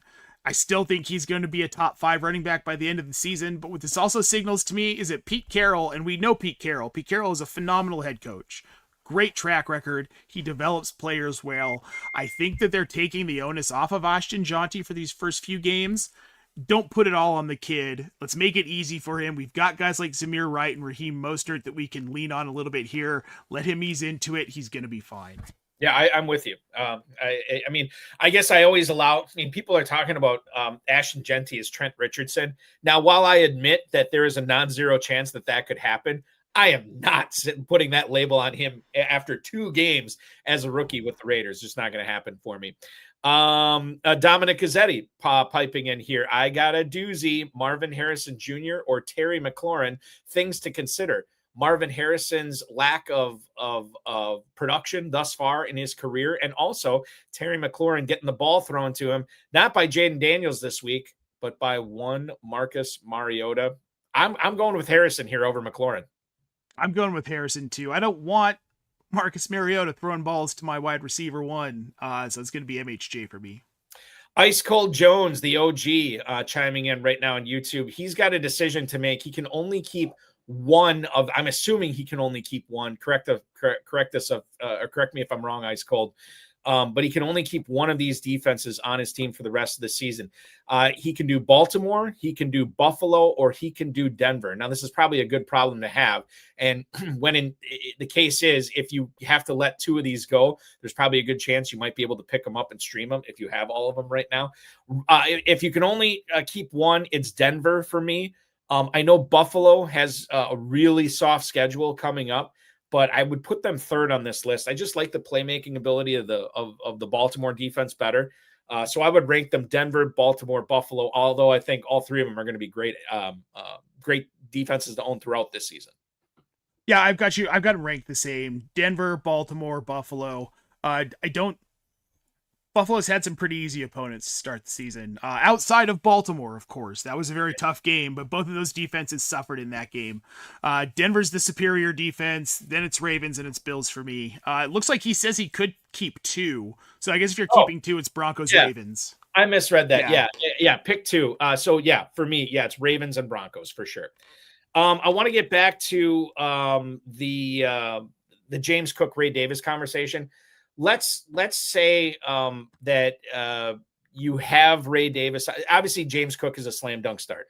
But let's say you have Ray Davis on a team, and obviously in the FFPC, you can flex out 2 players, so you could start 4 running backs if you wanted. What if you're looking at Ray Davis as a potential sneaky start tonight? If the Bills do run away with this game, do we see a lot of Ray Davis in the second half? Is he flexible for you right now, Nate, or is that just getting too cute? I think it's getting too cute. As much as I want to be able to flex him, in junk time last week, he had 9 carries for 24 yards, 2.67 yards per carry. Right now, he's still kind of a change of pace bit player, and I think they're just going to keep going to James Cook because he's been so dang good. Ray Davis's value will come when they start targeting running backs in the passing game a little bit more often. He's a phenomenal pass catcher, and yards after the catch is something that he does very well. This isn't that week. I wouldn't flex him this week. The weeks will come, and I can't wait for them, but this is not a week to flex Ray Davis. And the other thing to keep in mind, too, is the weeks will come when he'll be a starter if James Cook misses any time, because then you could be looking at, potentially top 5 production from Ray Davis as well. The Bills receivers, we got a little bit to a couple of minutes before kickoff here. Khalil Shakir, Keon Coleman, Joshua Palmer. These 3 guys, all vital cogs on this offense. Is one of them going to step up tonight? For me, I'm probably looking elsewhere. I don't want to start any of these guys. I think I am starting Shakir in one spot where I have some injuries at wide receiver. I really don't want to play any of these guys. Do you have a good feeling about any of these guys tonight? No, and it's going to be hard throughout the season to tell who's going to be the guy. Because, Keon Coleman was the man week 1, and then he had 3 targets last week. This is going to be such a spread out offense. It's going to be targeted all over the place. You've got Khalil Shakir, Josh Palmer, Dalton Kincaid. You've got Dawson Knox, someone who, for some reason, still gets targets. It's frustrating, but most these receivers are going to be guys who you flex, praying that this is their week, and you hope you get that week most of the season. I'm not excited any week to start any of them. Can you make a case for Dalton Kincaid at all? Can you make a case that this guy is not a bust, that he is still a vital part of this Buffalo passing attack? Because I think there's a lot of people, even though we're only 2 games into the season, there's a lot of people that are already having buyer's remorse on Dalton Kincaid, and maybe some dynasty players in the FFPC where it is tight end premium, where Dalton Kincaid was a high draft pick, first round draft pick in a lot of these rookie drafts that happen. Can you make a case why Dalton Kincaid still is a player that we need to be believing in? I want to. I'm trying to, but you can't. You can't. And here's the problem, because you look at Kincaid has 10 targets. Dawson Knox has 7 targets. That's not that's a 50-50 basically tight end split amongst targets. It was supposed to be Dalton Kincaid taking over. We all drafted him in dynasty drafts last season, 2 seasons ago, thinking he's going to be the wide receiver 1. They don't have that alpha guy on this team without Stephon Diggs. It hasn't happened, and I think at this point it's pretty clear it's not going to happen. Again, this is an offense that spreads the ball out. Everybody gets a little piece of the pie, so these skill position players outside of James Cook, it's hard to know who's going to get what, and I can't make the case for Dalton Kincaid. The Dolphins ended up getting the opening kickoff tonight, and D. Eskridge actually returned this into Buffalo territory, a 54-yard return. And then the first play from scrimmage, we see a Malik Washington 5-yard catch from Tua Tagovailoa. Malik Washington I did not bring up tonight because nobody's considering starting him. What about the roster ability for Malik Washington right now, knowing about the rumors of Tyreek Hill potentially not ending the season with Miami, knowing he could be on his way out? And I know there's more than a few people that were excited about Malik Washington just purely from a talent level. Do you think that he deserves a spot on 20-man, 12-team rosters right now, knowing that there could be an opportunity for him down the road as early as this season? If 20-man, yes, absolutely. 12-team, 20-man rosters, I think there's absolutely a spot for Malik Washington. Because if Jalen Waddle gets hurt, Tyreek Hill gets hurt, Tyreek Hill gets jettisoned off of the team, he's going to see an increase in opportunity. What that opportunity becomes, that's hard to tell, but we know the opportunity will be there, and there aren't a lot of guys at that level that you can get on the back end of your roster that could potentially have that opportunity. He's worth rostering for me. It might not come to anything. We might get Tyreek for the full season. This team could just be straight up awful, give up, and just start running the ball 40 times a game. But if that all doesn't happen, I really do like Malik Washington as a stash right now. The first third down in the game, 3rd and 4, Tagovailoa hits Tyreek Hill for a 5-yard gain, and the Dolphins have the ball 1st and 10 from the Buffalo 41, which is what you want to see here if you're Miami. Let's just string together some plays here, string together some first downs, and get out to an early lead on Buffalo. Tagovailoa has hit Devon Achane for a 15-yard catch as well, as they are knocking on the door of the red zone right now without the services of one Darren Waller, a player that certain people were excited to draft as their number 3 tight end in best ball, or just number 3 tight end in general in FFPC leagues. At this point, he is out again tonight with a hip injury, still has not played in the NFL in a year and a half, 2 years, whatever it is. Are we wasting our time with Darren Waller in tight end premium leagues, or do you think you still need to find a way to keep him on your roster just to see what he has in the tank when he eventually gets on the field? Who knows when that's going to be, though? I don't think he sees the field. And I think that the people who were telling me preseason within Optimus were saying, don't even expect him to take a snap. He probably won't end up actually playing. He left the league because he was hurt a year and a half ago. Now he's back. I get being excited because of what he was before the injuries and before he retired. But you don't take a year and a half off after those injuries, come back, and be an effective tight end in the NFL. This was an experiment for Miami. It's going to be a failed one. There's no reason to have him on your rosters. Malik Washington with his second catch down to the Buffalo 9. The Dolphins have it now 2nd and 7 from the Bills 18. Is there any fantasy goodness at the tight end position in Miami that we need to be looking at? I feel like in tight end premium leagues, we're always looking at every single team, similar to how super flex leagues are. You're always looking at every single quarterback. Is there any tight end worth his salt in Miami, or are you just completely ignoring it? I'm completely ignoring it. When they had Jonnu Smith, I was excited about him, but there's nothing. Julian Hill. No. I'm out on I'm out on tight ends in Miami, man. Which is totally fine. By the way, that 9-yard catch by Malik Washington, the second one, was actually called back because of an ineligible man downfield. So now you're looking at 2nd and 7 from the Buffalo 18 as the Dolphins continue driving down. I think I've exhausted everything I wanted to talk about with the Bills and Dolphins. I know it's early yet. We could probably still get a prediction on this game. Do you see it the same way I do, that the Bills win this by 2+ touchdowns? Oh, yeah, they're going to cover the spread. You said it was 12.5. They'll cover that easily. Yep. Yeah, this is a big Bills win. It's by the way, it's looking pretty good right now for the Dolphins, as Devon Achane has a 11-yard run down to the Buffalo 12. So Achane already with 12 yards rushing, 15 yards receiving. This is what you want to see for if you're an Achane owner, at least on the opening drive. Our opening drive is done. I want to come back after this break and talk about a bunch of start sits. Some players that we've talked about, some players we haven't. I want to get into Alec Iamaner with you. We need to talk about Wan'Dale Robinson's big performance. James Conner and sort of how that backfield got interesting with Trey Benson. And then, of course, Daniel Jones, a player that we need to be discussing here in force, at least until he falls on his face. Maybe it won't happen this year. You never know. We'll talk more about Optimus Fantasy as well. He is Nate Polvote from Optimus Fantasy, at Nate Polvote on the X, at Optimus Fantasy on the X. I'm Eric Balkman. You are watching the FFPC Insider Access Show as part of your two-screen experience tonight here on the Better Sports Network. Don't go anywhere. We'll be right back and answer your questions on start sits for week 3.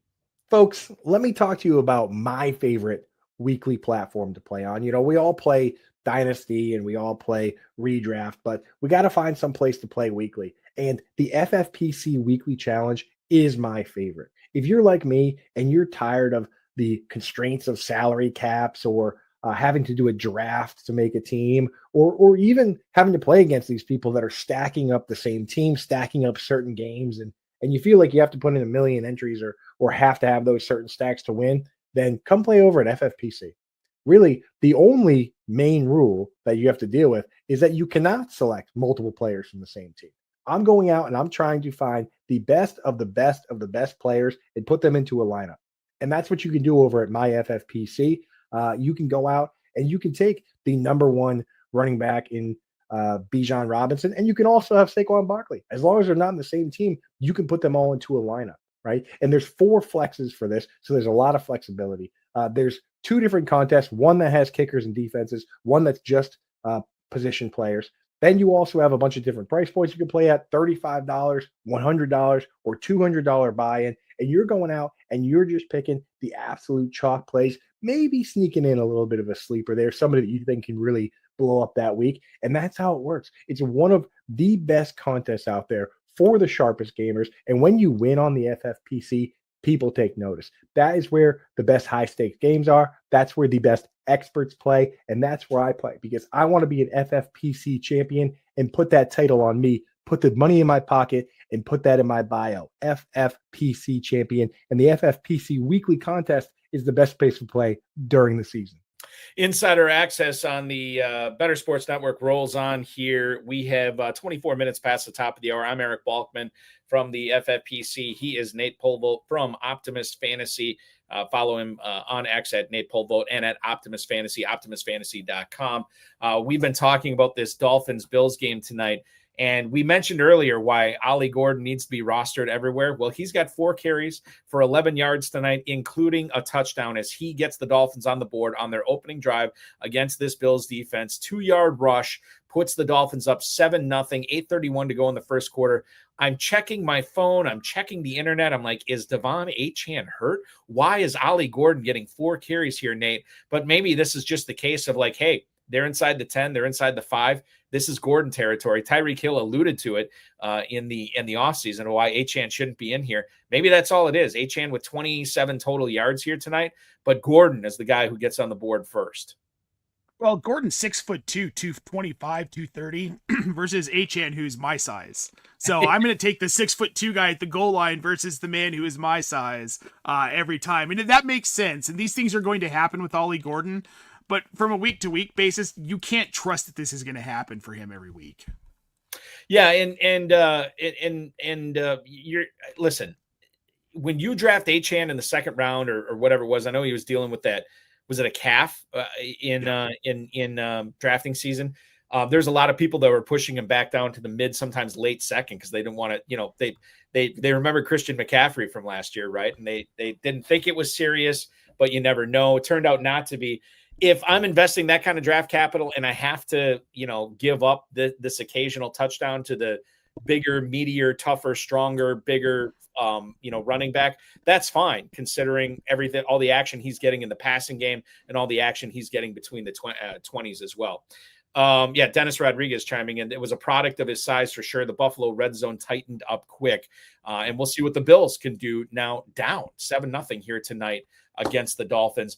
Let's get into some start-sit questions for week 3. I put in some spicy ones here, Nate, and we'll kick things off with a habanero pepper here. A.J. Brown or Rome Odunze? Now, normally this would not be a conversation at all. However, consider that the Eagles, and I think John Hansen from Fantasy Point said this, that the Eagles are continuing to set professional football back a century with how much they've been running the football. They haven't been throwing it. A.J. Brown and Devonta Smith owners are going crazy. My son plays in one fantasy league, and I'm not going to bore everybody with the details, but the majority of the draft was auto-drafted for all 12 teams, and he was upset that he has both A.J. Brown and Devonta Smith on the team.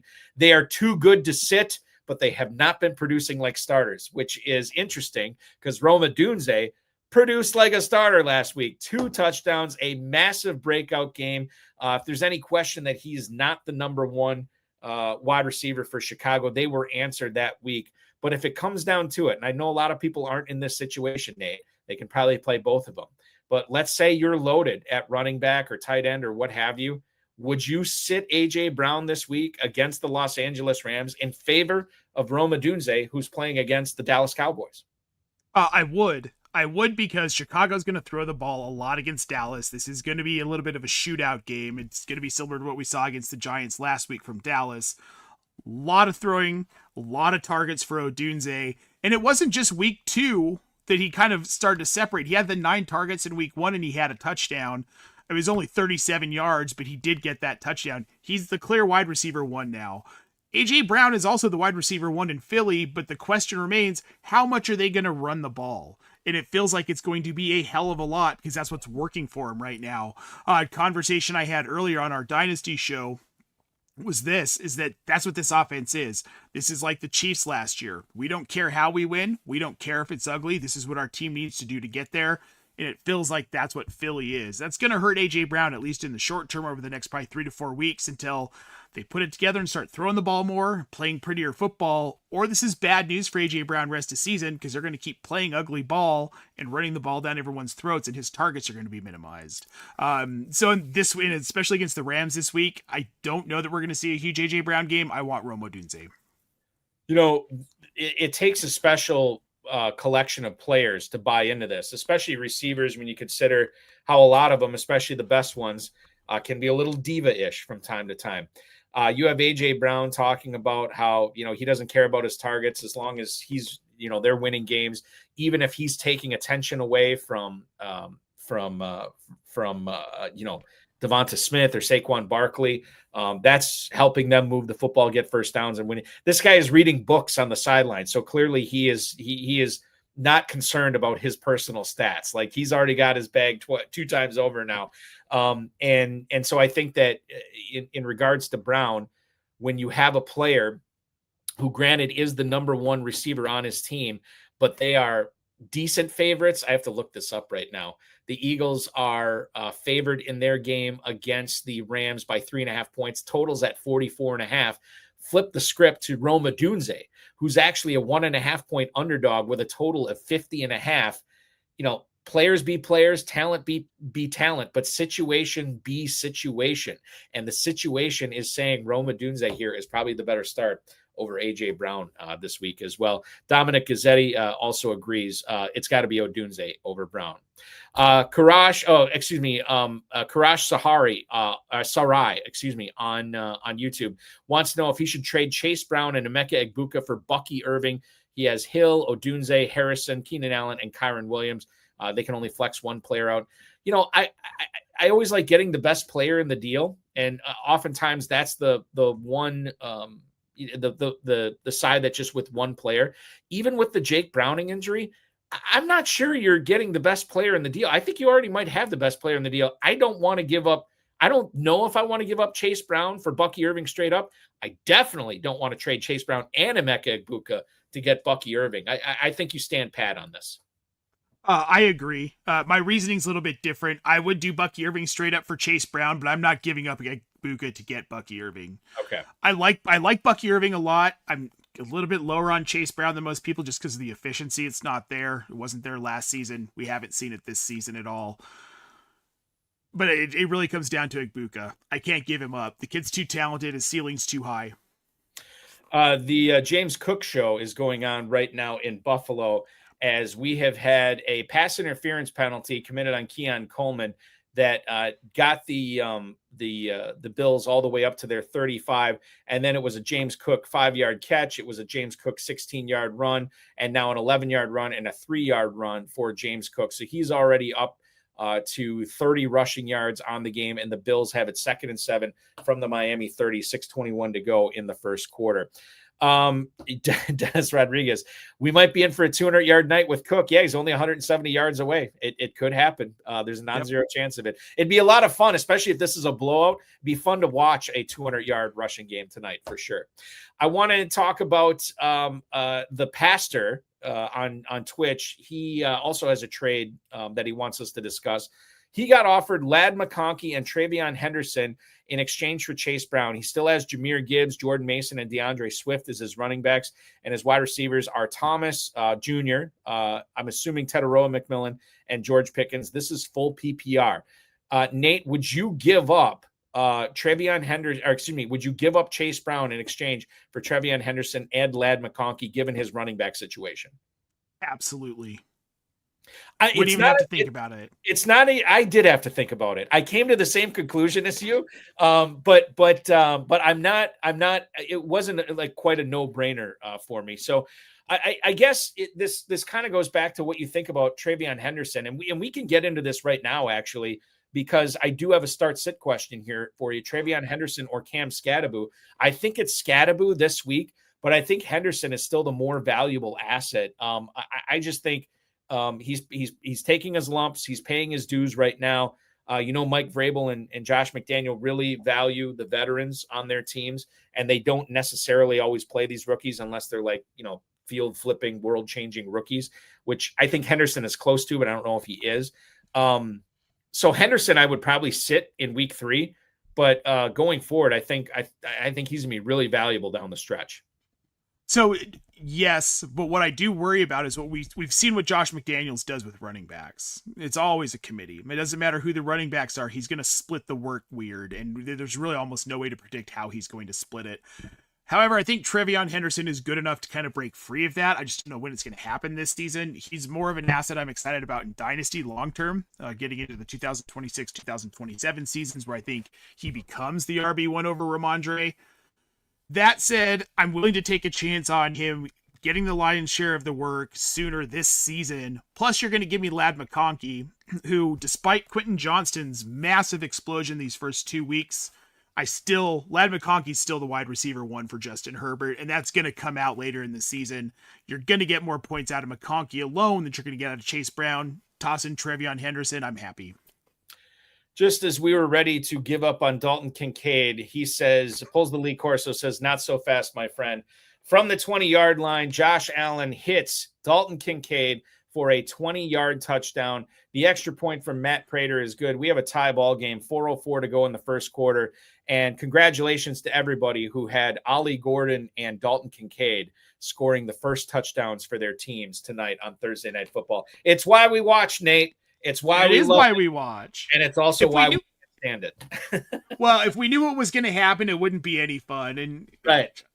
When I'm watching games, the best advice I can give anybody who plays, if you get frustrated watching games because of your fantasy players, put that out of your head and enjoy the damn games. They're fun. I just watched the play too. Kincaid just kind of found a soft spot in the zone coverage, made a catch, did a great job of keeping his balance, and then took a hit right at the goal line and still scored. It was a Tucker Kraft-esque play from Dalton Kincaid to score on this one. So kudos to him, man. I'd love to see him succeed for sure. Getting back to the Trevion Henderson or Cam Scadaboo question, Dom Gazzetti posted this, and Nate, I had not heard this. I don't know if it's true, and quite frankly, Dominic doesn't know if it's true, but he heard that Tyrone Tracy was complaining to the coaching staff about the offensive game plans, and that's when they shifted the focus of Cam Scadaboo out there. We also found out, too, that I think this was last year that Tyrone Tracy was returning kicks until he became the RB1 for the Giants because that was just too much to, you don't want to put your starting running back out there. And I think Tracy was returning kicks again on Sunday with Scadaboo taking over. I hadn't heard this report about him complaining to the coaches. Had you heard anything about this?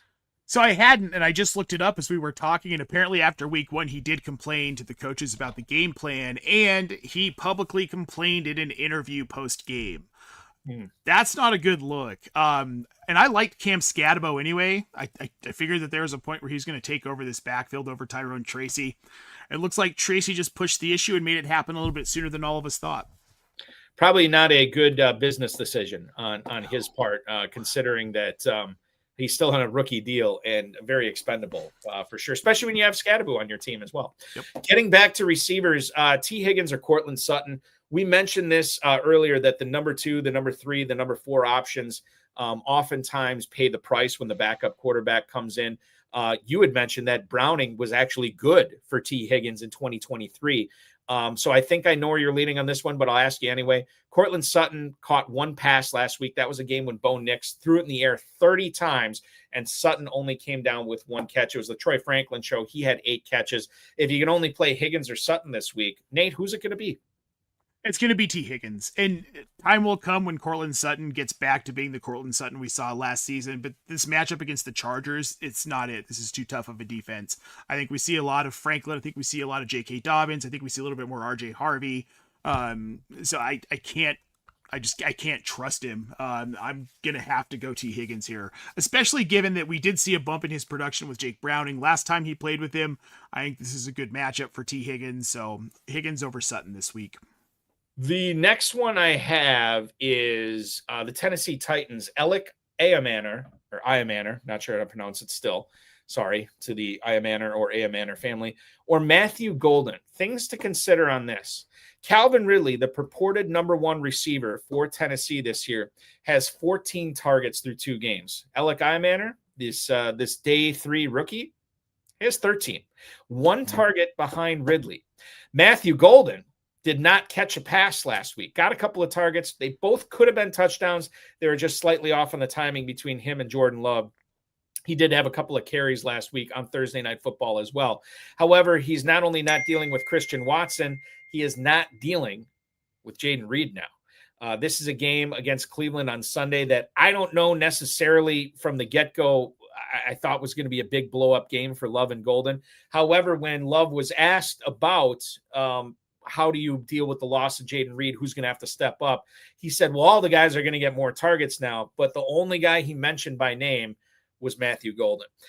So that's another thing to consider. If you are, looking at flexing one of these guys out this week and you only have one spot in your lineup, would you rather play at Iomanor or would you rather play Iomanor or Matthew Golden? I'm going to go with Iomanor, just because I love the chemistry between him and Cam Ward. We're seeing consistent targets, 7 week 1, 6 week 2. He got the touchdown last week to put him at 15 fantasy points.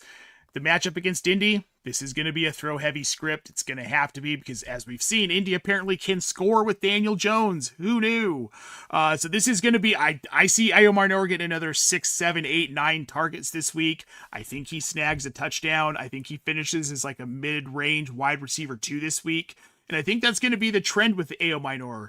I don't trust Calvin Ridley. I haven't trusted Calvin Ridley since he was in Atlanta, since he got hurt and missed that season. And I can't trust him. Iomanor is the guy here. And it makes sense. And this is I just saw a blur before we went on the air that there's this connection developing between Cam Ward and Iomanor that actually started in training camp. So there is something to be there's something to be said for that as well. Moving forward, I want to talk about the other receiver here, Ridley or Wan'Dale Robinson. This, I don't think necessarily is a Calvin Ridley question as much as a Wan'Dale Robinson question. Robinson is a player that showed out stuff on Sunday with Russell Wilson that we haven't seen him do since college. He was never like this deep threat in the pros like he was for the Wildcats when he was at Kentucky. This is whether you believe it or not. This is whether you think Wan'Dale Robinson is becoming more of a well-rounded receiver instead of the quote hashtag PPR scam that he had been last year, where he was catching 7-8 balls a week for like 40 yards.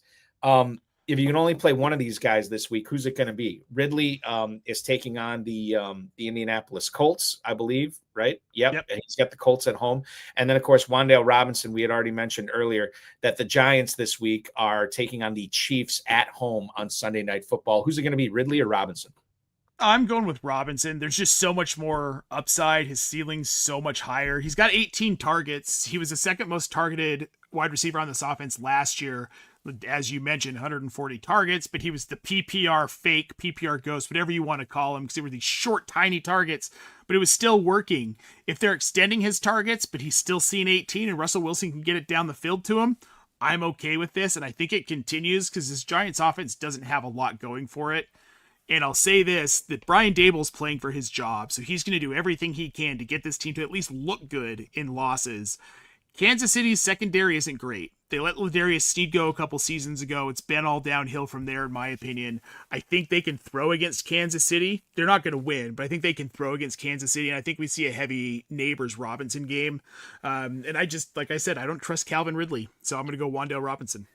Yeah, it's close for me. I think I am going to go Ridley here. I'm just a little bit nervous that I'm too excited about what I saw from Robinson last week. And then he drops down to his typical 6 for 30 or something like that, which is still valuable in its own right. But I think you made a good case for Iomanor over Ridley too. And I think I have to consider that as well moving forward. It was a crucial third down here for the Dolphins as Tagovailoa fumbles the shotgun snap.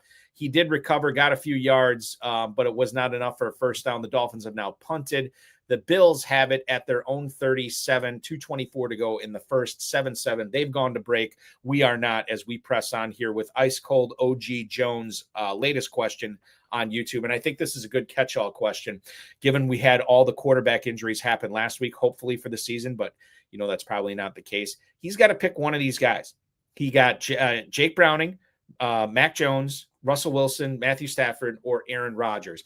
These are all players that were either picked up off of the waiver wire or they were drafted late. None of these guys had early round draft capital written all over him. So you look at this. Browning is at Minnesota. Mac Jones is at home against the Cardinals. Russell Wilson at home against the Chiefs. Matthew Stafford at Philly, and Aaron Rodgers, of course, at New England.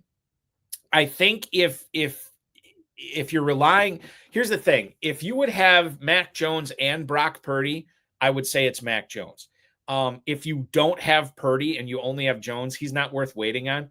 I really am excited to see what Jake Browning can do for the Bengals the remainder of the season. And even though he's going up against that Brian Flores offense on the road, I think I'd play Browning here. I'd play Browning as well. He has more upside.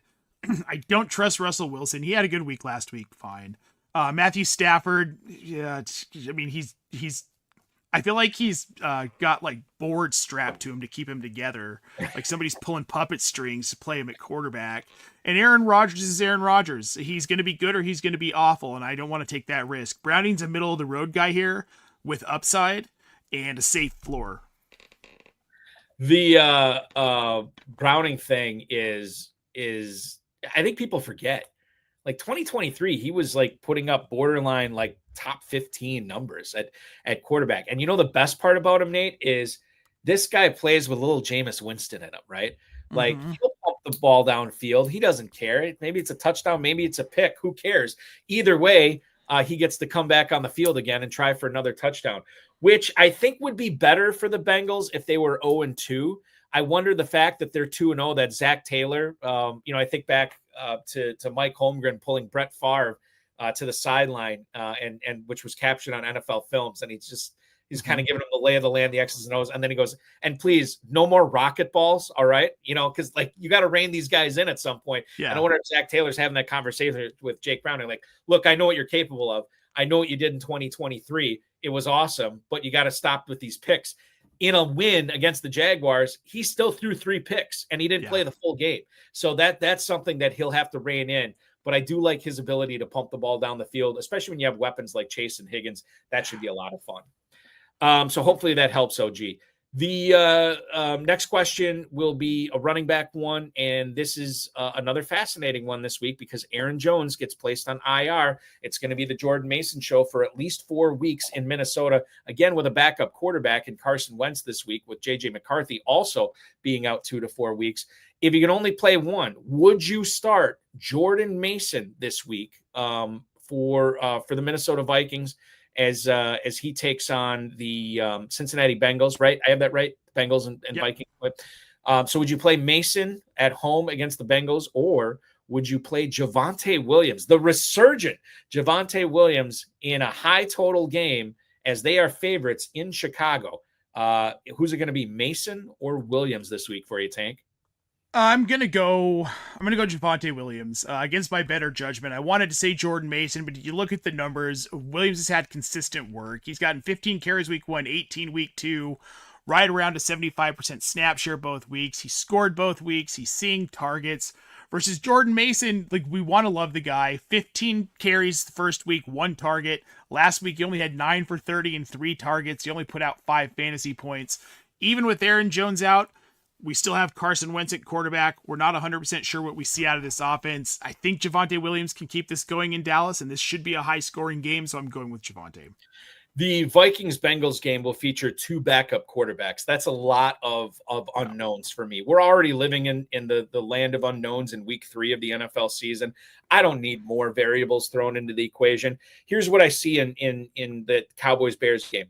2 defenses that are really struggling right now. They're trying to find themselves. The total on this is 50.5. Javonte Williams looks like one of the best weapons Dallas has right now. For what it's worth, I can't believe it, but it's the case. It's the new reality. So I think for me, as much as, and I will be playing Jordan Mason in a lot of my leagues this week, but at the same time, if I have the choice between Mason and Williams, I just feel more comfy about Javonte Williams this week than I do Jordan Mason. The Bills are moving once again here down the field. It was a James Cook 9-yard run. We had an Elijah Moore rush for 11 yards. Dalton Kincaid with another catch. Good on you, DK. 12-yard catch, and now it's Ty Johnson with a rush down to the Miami 27. The Bills have called timeout. No, I beg your pardon. It's the end of the first quarter there. Bills have it 2nd and 6 from the Miami 27, 7-7 as we move into the second quarter this evening. James Conner ended up ceding a lot of work to Trey Benson this past week. Conner, who is an aging running back, certainly his best football is behind him. I think you were hoping if you drafted James Conner to squeeze one more a year out of him. And not necessarily because of what he's doing, but because of what Trey Benson is doing, we may not get that full illustrious year for Conner where he ends up paying off at his ADP. This week, the Cardinals get the San Francisco 49ers. And the other guy I want to talk about here is Jaylen Warren. Jaylen Warren, a player that has already been mentioned. I think it was Mike DeFabo who covers the Steelers. I want to say for The Athletic, don't quote me on that, but he said the offense for Pittsburgh would be significantly better if, and I'm paraphrasing here, if Jaylen Warren was getting thrown to more. Broderick Jones, the left tackle or maybe right tackle for the Pittsburgh Steelers, has said, yeah, Jaylen Warren's awesome. Again, I'm paraphrasing, and he needs to be involved more. Aaron Rodgers said the same thing about his performance, what he was able to do catching the ball in week 2. Rodgers said, maybe we need to throw him the ball more. So that's 3 people that are very connected to the Steelers offense and the Steelers team that are saying Jaylen Warren needs more action in the passing game. Knowing that, Nate, what are you doing this week if you have to make the decision between James Conner or Jaylen Warren? I'm going with Jaylen Warren. The loss of passing volume to James Conner that Trey Benson has picked up, the 6 targets last week. That's volume that usually used to go to James Conner. That's a big reason why we loved him in fantasy. He was a PPR darling. He was just one of those phenomenal pass-catching backs out of Pittsburgh, of course. Now, Jaylen Warren is becoming that guy.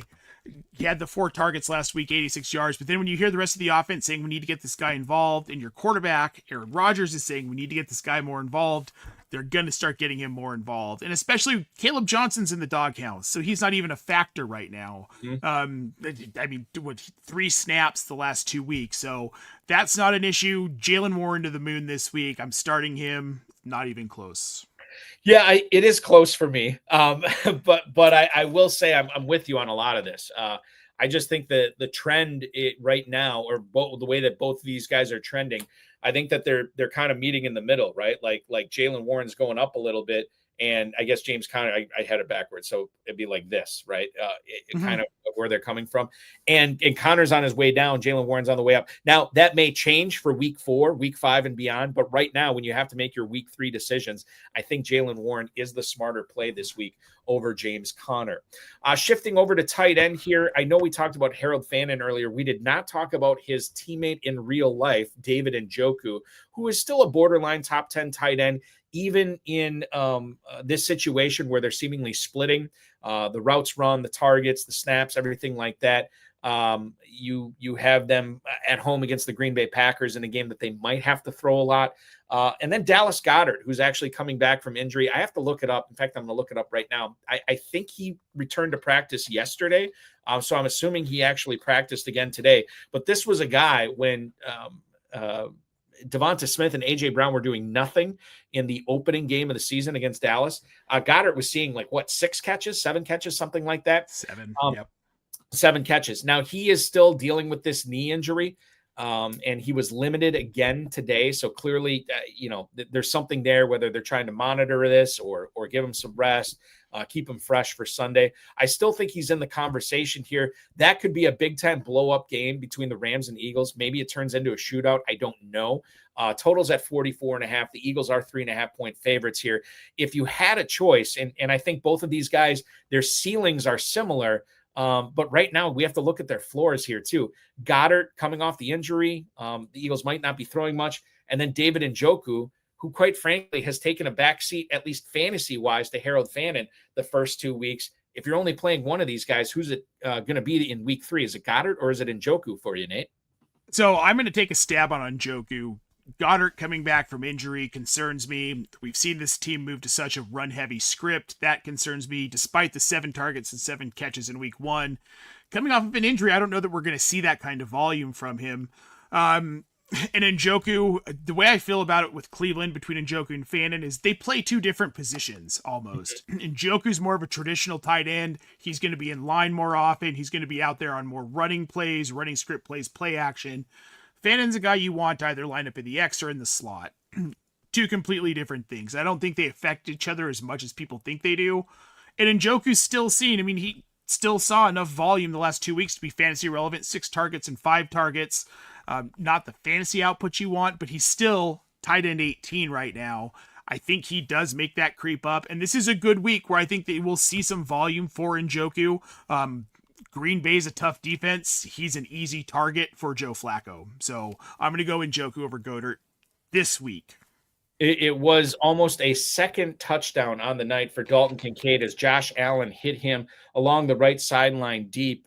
Great play by the Miami corner to knock the ball out of Kincaid's hands. It looked like he was holding it, and that would have been touchdown number 2 on the night. As a result, it's incomplete. Khalil Shakir catches a 9-yard pass down to the Miami 9-yard line. Keon Coleman then catches a pass down to the Miami 5 for 4 yards, and the Bills have called timeout. 12 minutes to go in the second quarter. They are knocking on the door, 1st and goal from the Miami 5. We press on here live on the FFPC Insider Access Show, sticking with the tight end theme. TJ Hawkinson, Face has been on a milk carton for these last 2 weeks, and now he gets Carson Wentz throwing to him. I certainly can't think that that's a downgrade given what he's been able to do or not been able to do with J.J. McCarthy. So maybe there's an upgrade for him this week. And then Kyle Pitts, who's back in the top 10 tight ends by most websites right now as far as week 3 goes, got off to an early start in week 2, kind of fell off a little bit. But certainly these two players, you could look at them having a significant week 3 role again. And if you can only play one of them, is it going to be Hawkinson or is it going to be Pitts for you, Tank? Oh, it's going to be Kyle Pitts. We get Carson Wentz in Minnesota. This offense has already been rough. I don't know that there's enough volume with Wentz for Hawkinson to be fantasy relevant whatsoever. As much as I would love to roll him out, I'm going to have to go with Kyle Pitts. He is resurgent. He's tight end 11 in PPR right now. All of us Kyle Pitts truthers are kind of getting excited. Oh, maybe it's going to happen. So I'm going Kyle Pitts this week. Speaking of tight ends, it was a tight end that gets in the end zone for the Bills here as their second touchdown has been posted on the board. It was not Dalton Kincaid. It was not even Dawson Knox. It was something called a Jackson Hawes. Jackson Hawes now with 1 catch, 5 yards, and a touchdown as he catches it from Josh Allen here on a little shovel pass from Allen. Good job by Hawes to snare that in the end zone. The Matt Prater extra point is good. 11:54 to go in the second quarter. The Bills have now taken a 14-7 lead. Have at it, Hawes, as Dominic Gazzetti is putting on here tonight. Dennis Rodriguez thought Josh Allen was over the line of scrimmage. I'm going to watch the replay on this here too. I didn't think he was, but he did make it close as the Bills have now scored 14 unanswered. The ball was he was well behind the line here. He's about 2 yards behind the line of scrimmage on that play. So Jackson Hawes, did not think we'd be talking about him here tonight, Tank, and yet here we are. Jackson Hawes in the end zone for the Buffalo Bills. One final question here for you tonight from the quarterback realm. This is a fun one, especially maybe not if Jaden Daniels plays. But you look at this matchup, the quarterback 2 in fantasy right now is one Daniel Jones, who plays at 1:00 in Nashville against the Tennessee Titans on Sunday. Meanwhile, the Commanders also kick off at 1:00 at home against the Las Vegas Raiders. Maybe this just comes down to whether Jaden Daniels is active. Maybe it doesn't. Maybe this decision is more nuanced than that. But assuming you do have to make the decision, if Daniels is active, do you automatically play him over Daniel Jones? Or would you sneak Daniel Jones in there in a game against the Titans where they are 4.5-point favorites on the road? Oh, boy. You didn't think starting the season this would be a question, and this is a legitimate question, and this is a legitimate thing people are having to deal with. I'm still rolling out Jaden Daniels. He's my QB1. I'm heavily invested in the guy, and he's talented, and we know what his ceiling is. We think we know what Daniel Jones' ceiling is. We think we've just seen a new ceiling invented for him this year, but we don't know if that's his ceiling every week. this could be a complete and total aberration. I mean, look at what we saw the Saints do last year the first 4 weeks. They look like the best team in the NFC, and now, yeah, things could change. I'm not willing to yet. I'm not buying into Daniel Jones enough yet to start him over Jaden Daniels. I can't do it. I would be sick, absolutely sick, if I made the decision to start Daniel Jones over Jaden Daniels, and Jaden Daniels has like maybe 11 yards rushing, maybe like 6 yards rushing, but he throws for 280 and 3 touchdowns against the Las Vegas Raiders. And Daniel Jones goes back to, Daniel Jones things where he throws for a touchdown, 2 picks, 130 yards, and has like 10 yards. Yeah, like I'd be sick of all that. And I know this is probably not always the best way to look at it, but sometimes these start-sit decisions, I look at who I'd be more ticked off if I benched. And I'd be a lot more ticked off if I benched Jaden Daniels and he went off than I would if I benched Daniel Jones and he went off. So I'm with you on this. I am a weak man. I can't do it. It's Jaden Daniels for me, assuming they're both. And by the way, if Daniels is not active, Daniel Jones is probably a top 12, top 10 play this week for sure. Yep. I want to ask you one more time where we can find more about Nate Polvo and everything that you're putting out. OptimusFantasy.com, at Optimus Fantasy on X, at Nate Polvolt on X. You have the DFS show tomorrow live at 11 a.m. Eastern time. Optimus Fantasy is where to go for that, or is it a YouTube channel? Yes, YouTube channel. Head on over to our YouTube channel. Make sure you subscribe while you're there. We'd love that. And then we have a Friday Vibes Q&A show tomorrow night. It's at 6 p.m. Eastern as well. That will be live with myself, Kevin Tompkins, and Keith Fleming. And then head over to tools.optimusfantasy.com. Give it a look. Promo code 3. Promo code 3 is what you want to do. And that's going to give you what? Discounted for 3 months access? $10 off for the first 3 months. Come over and check it out. OptimusFantasy.com, tools.optimusfantasy.com as well. The FFPC Weekly Challenge is live. No draft, no salary cap. Just pick 10 players. Win up to $2,500. 10, 30, and 100-team contest. 1 player per NFL team. That's at myffpc.com. We'll be back at 7 o'clock next Thursday night. Establish the runs. Jack Miller will rejoin us for the Seahawks and Cardinals game. I want to shout out our producer, Matt Deutsch, tonight. And thank you, Nate Polvolt. We will do this again very soon.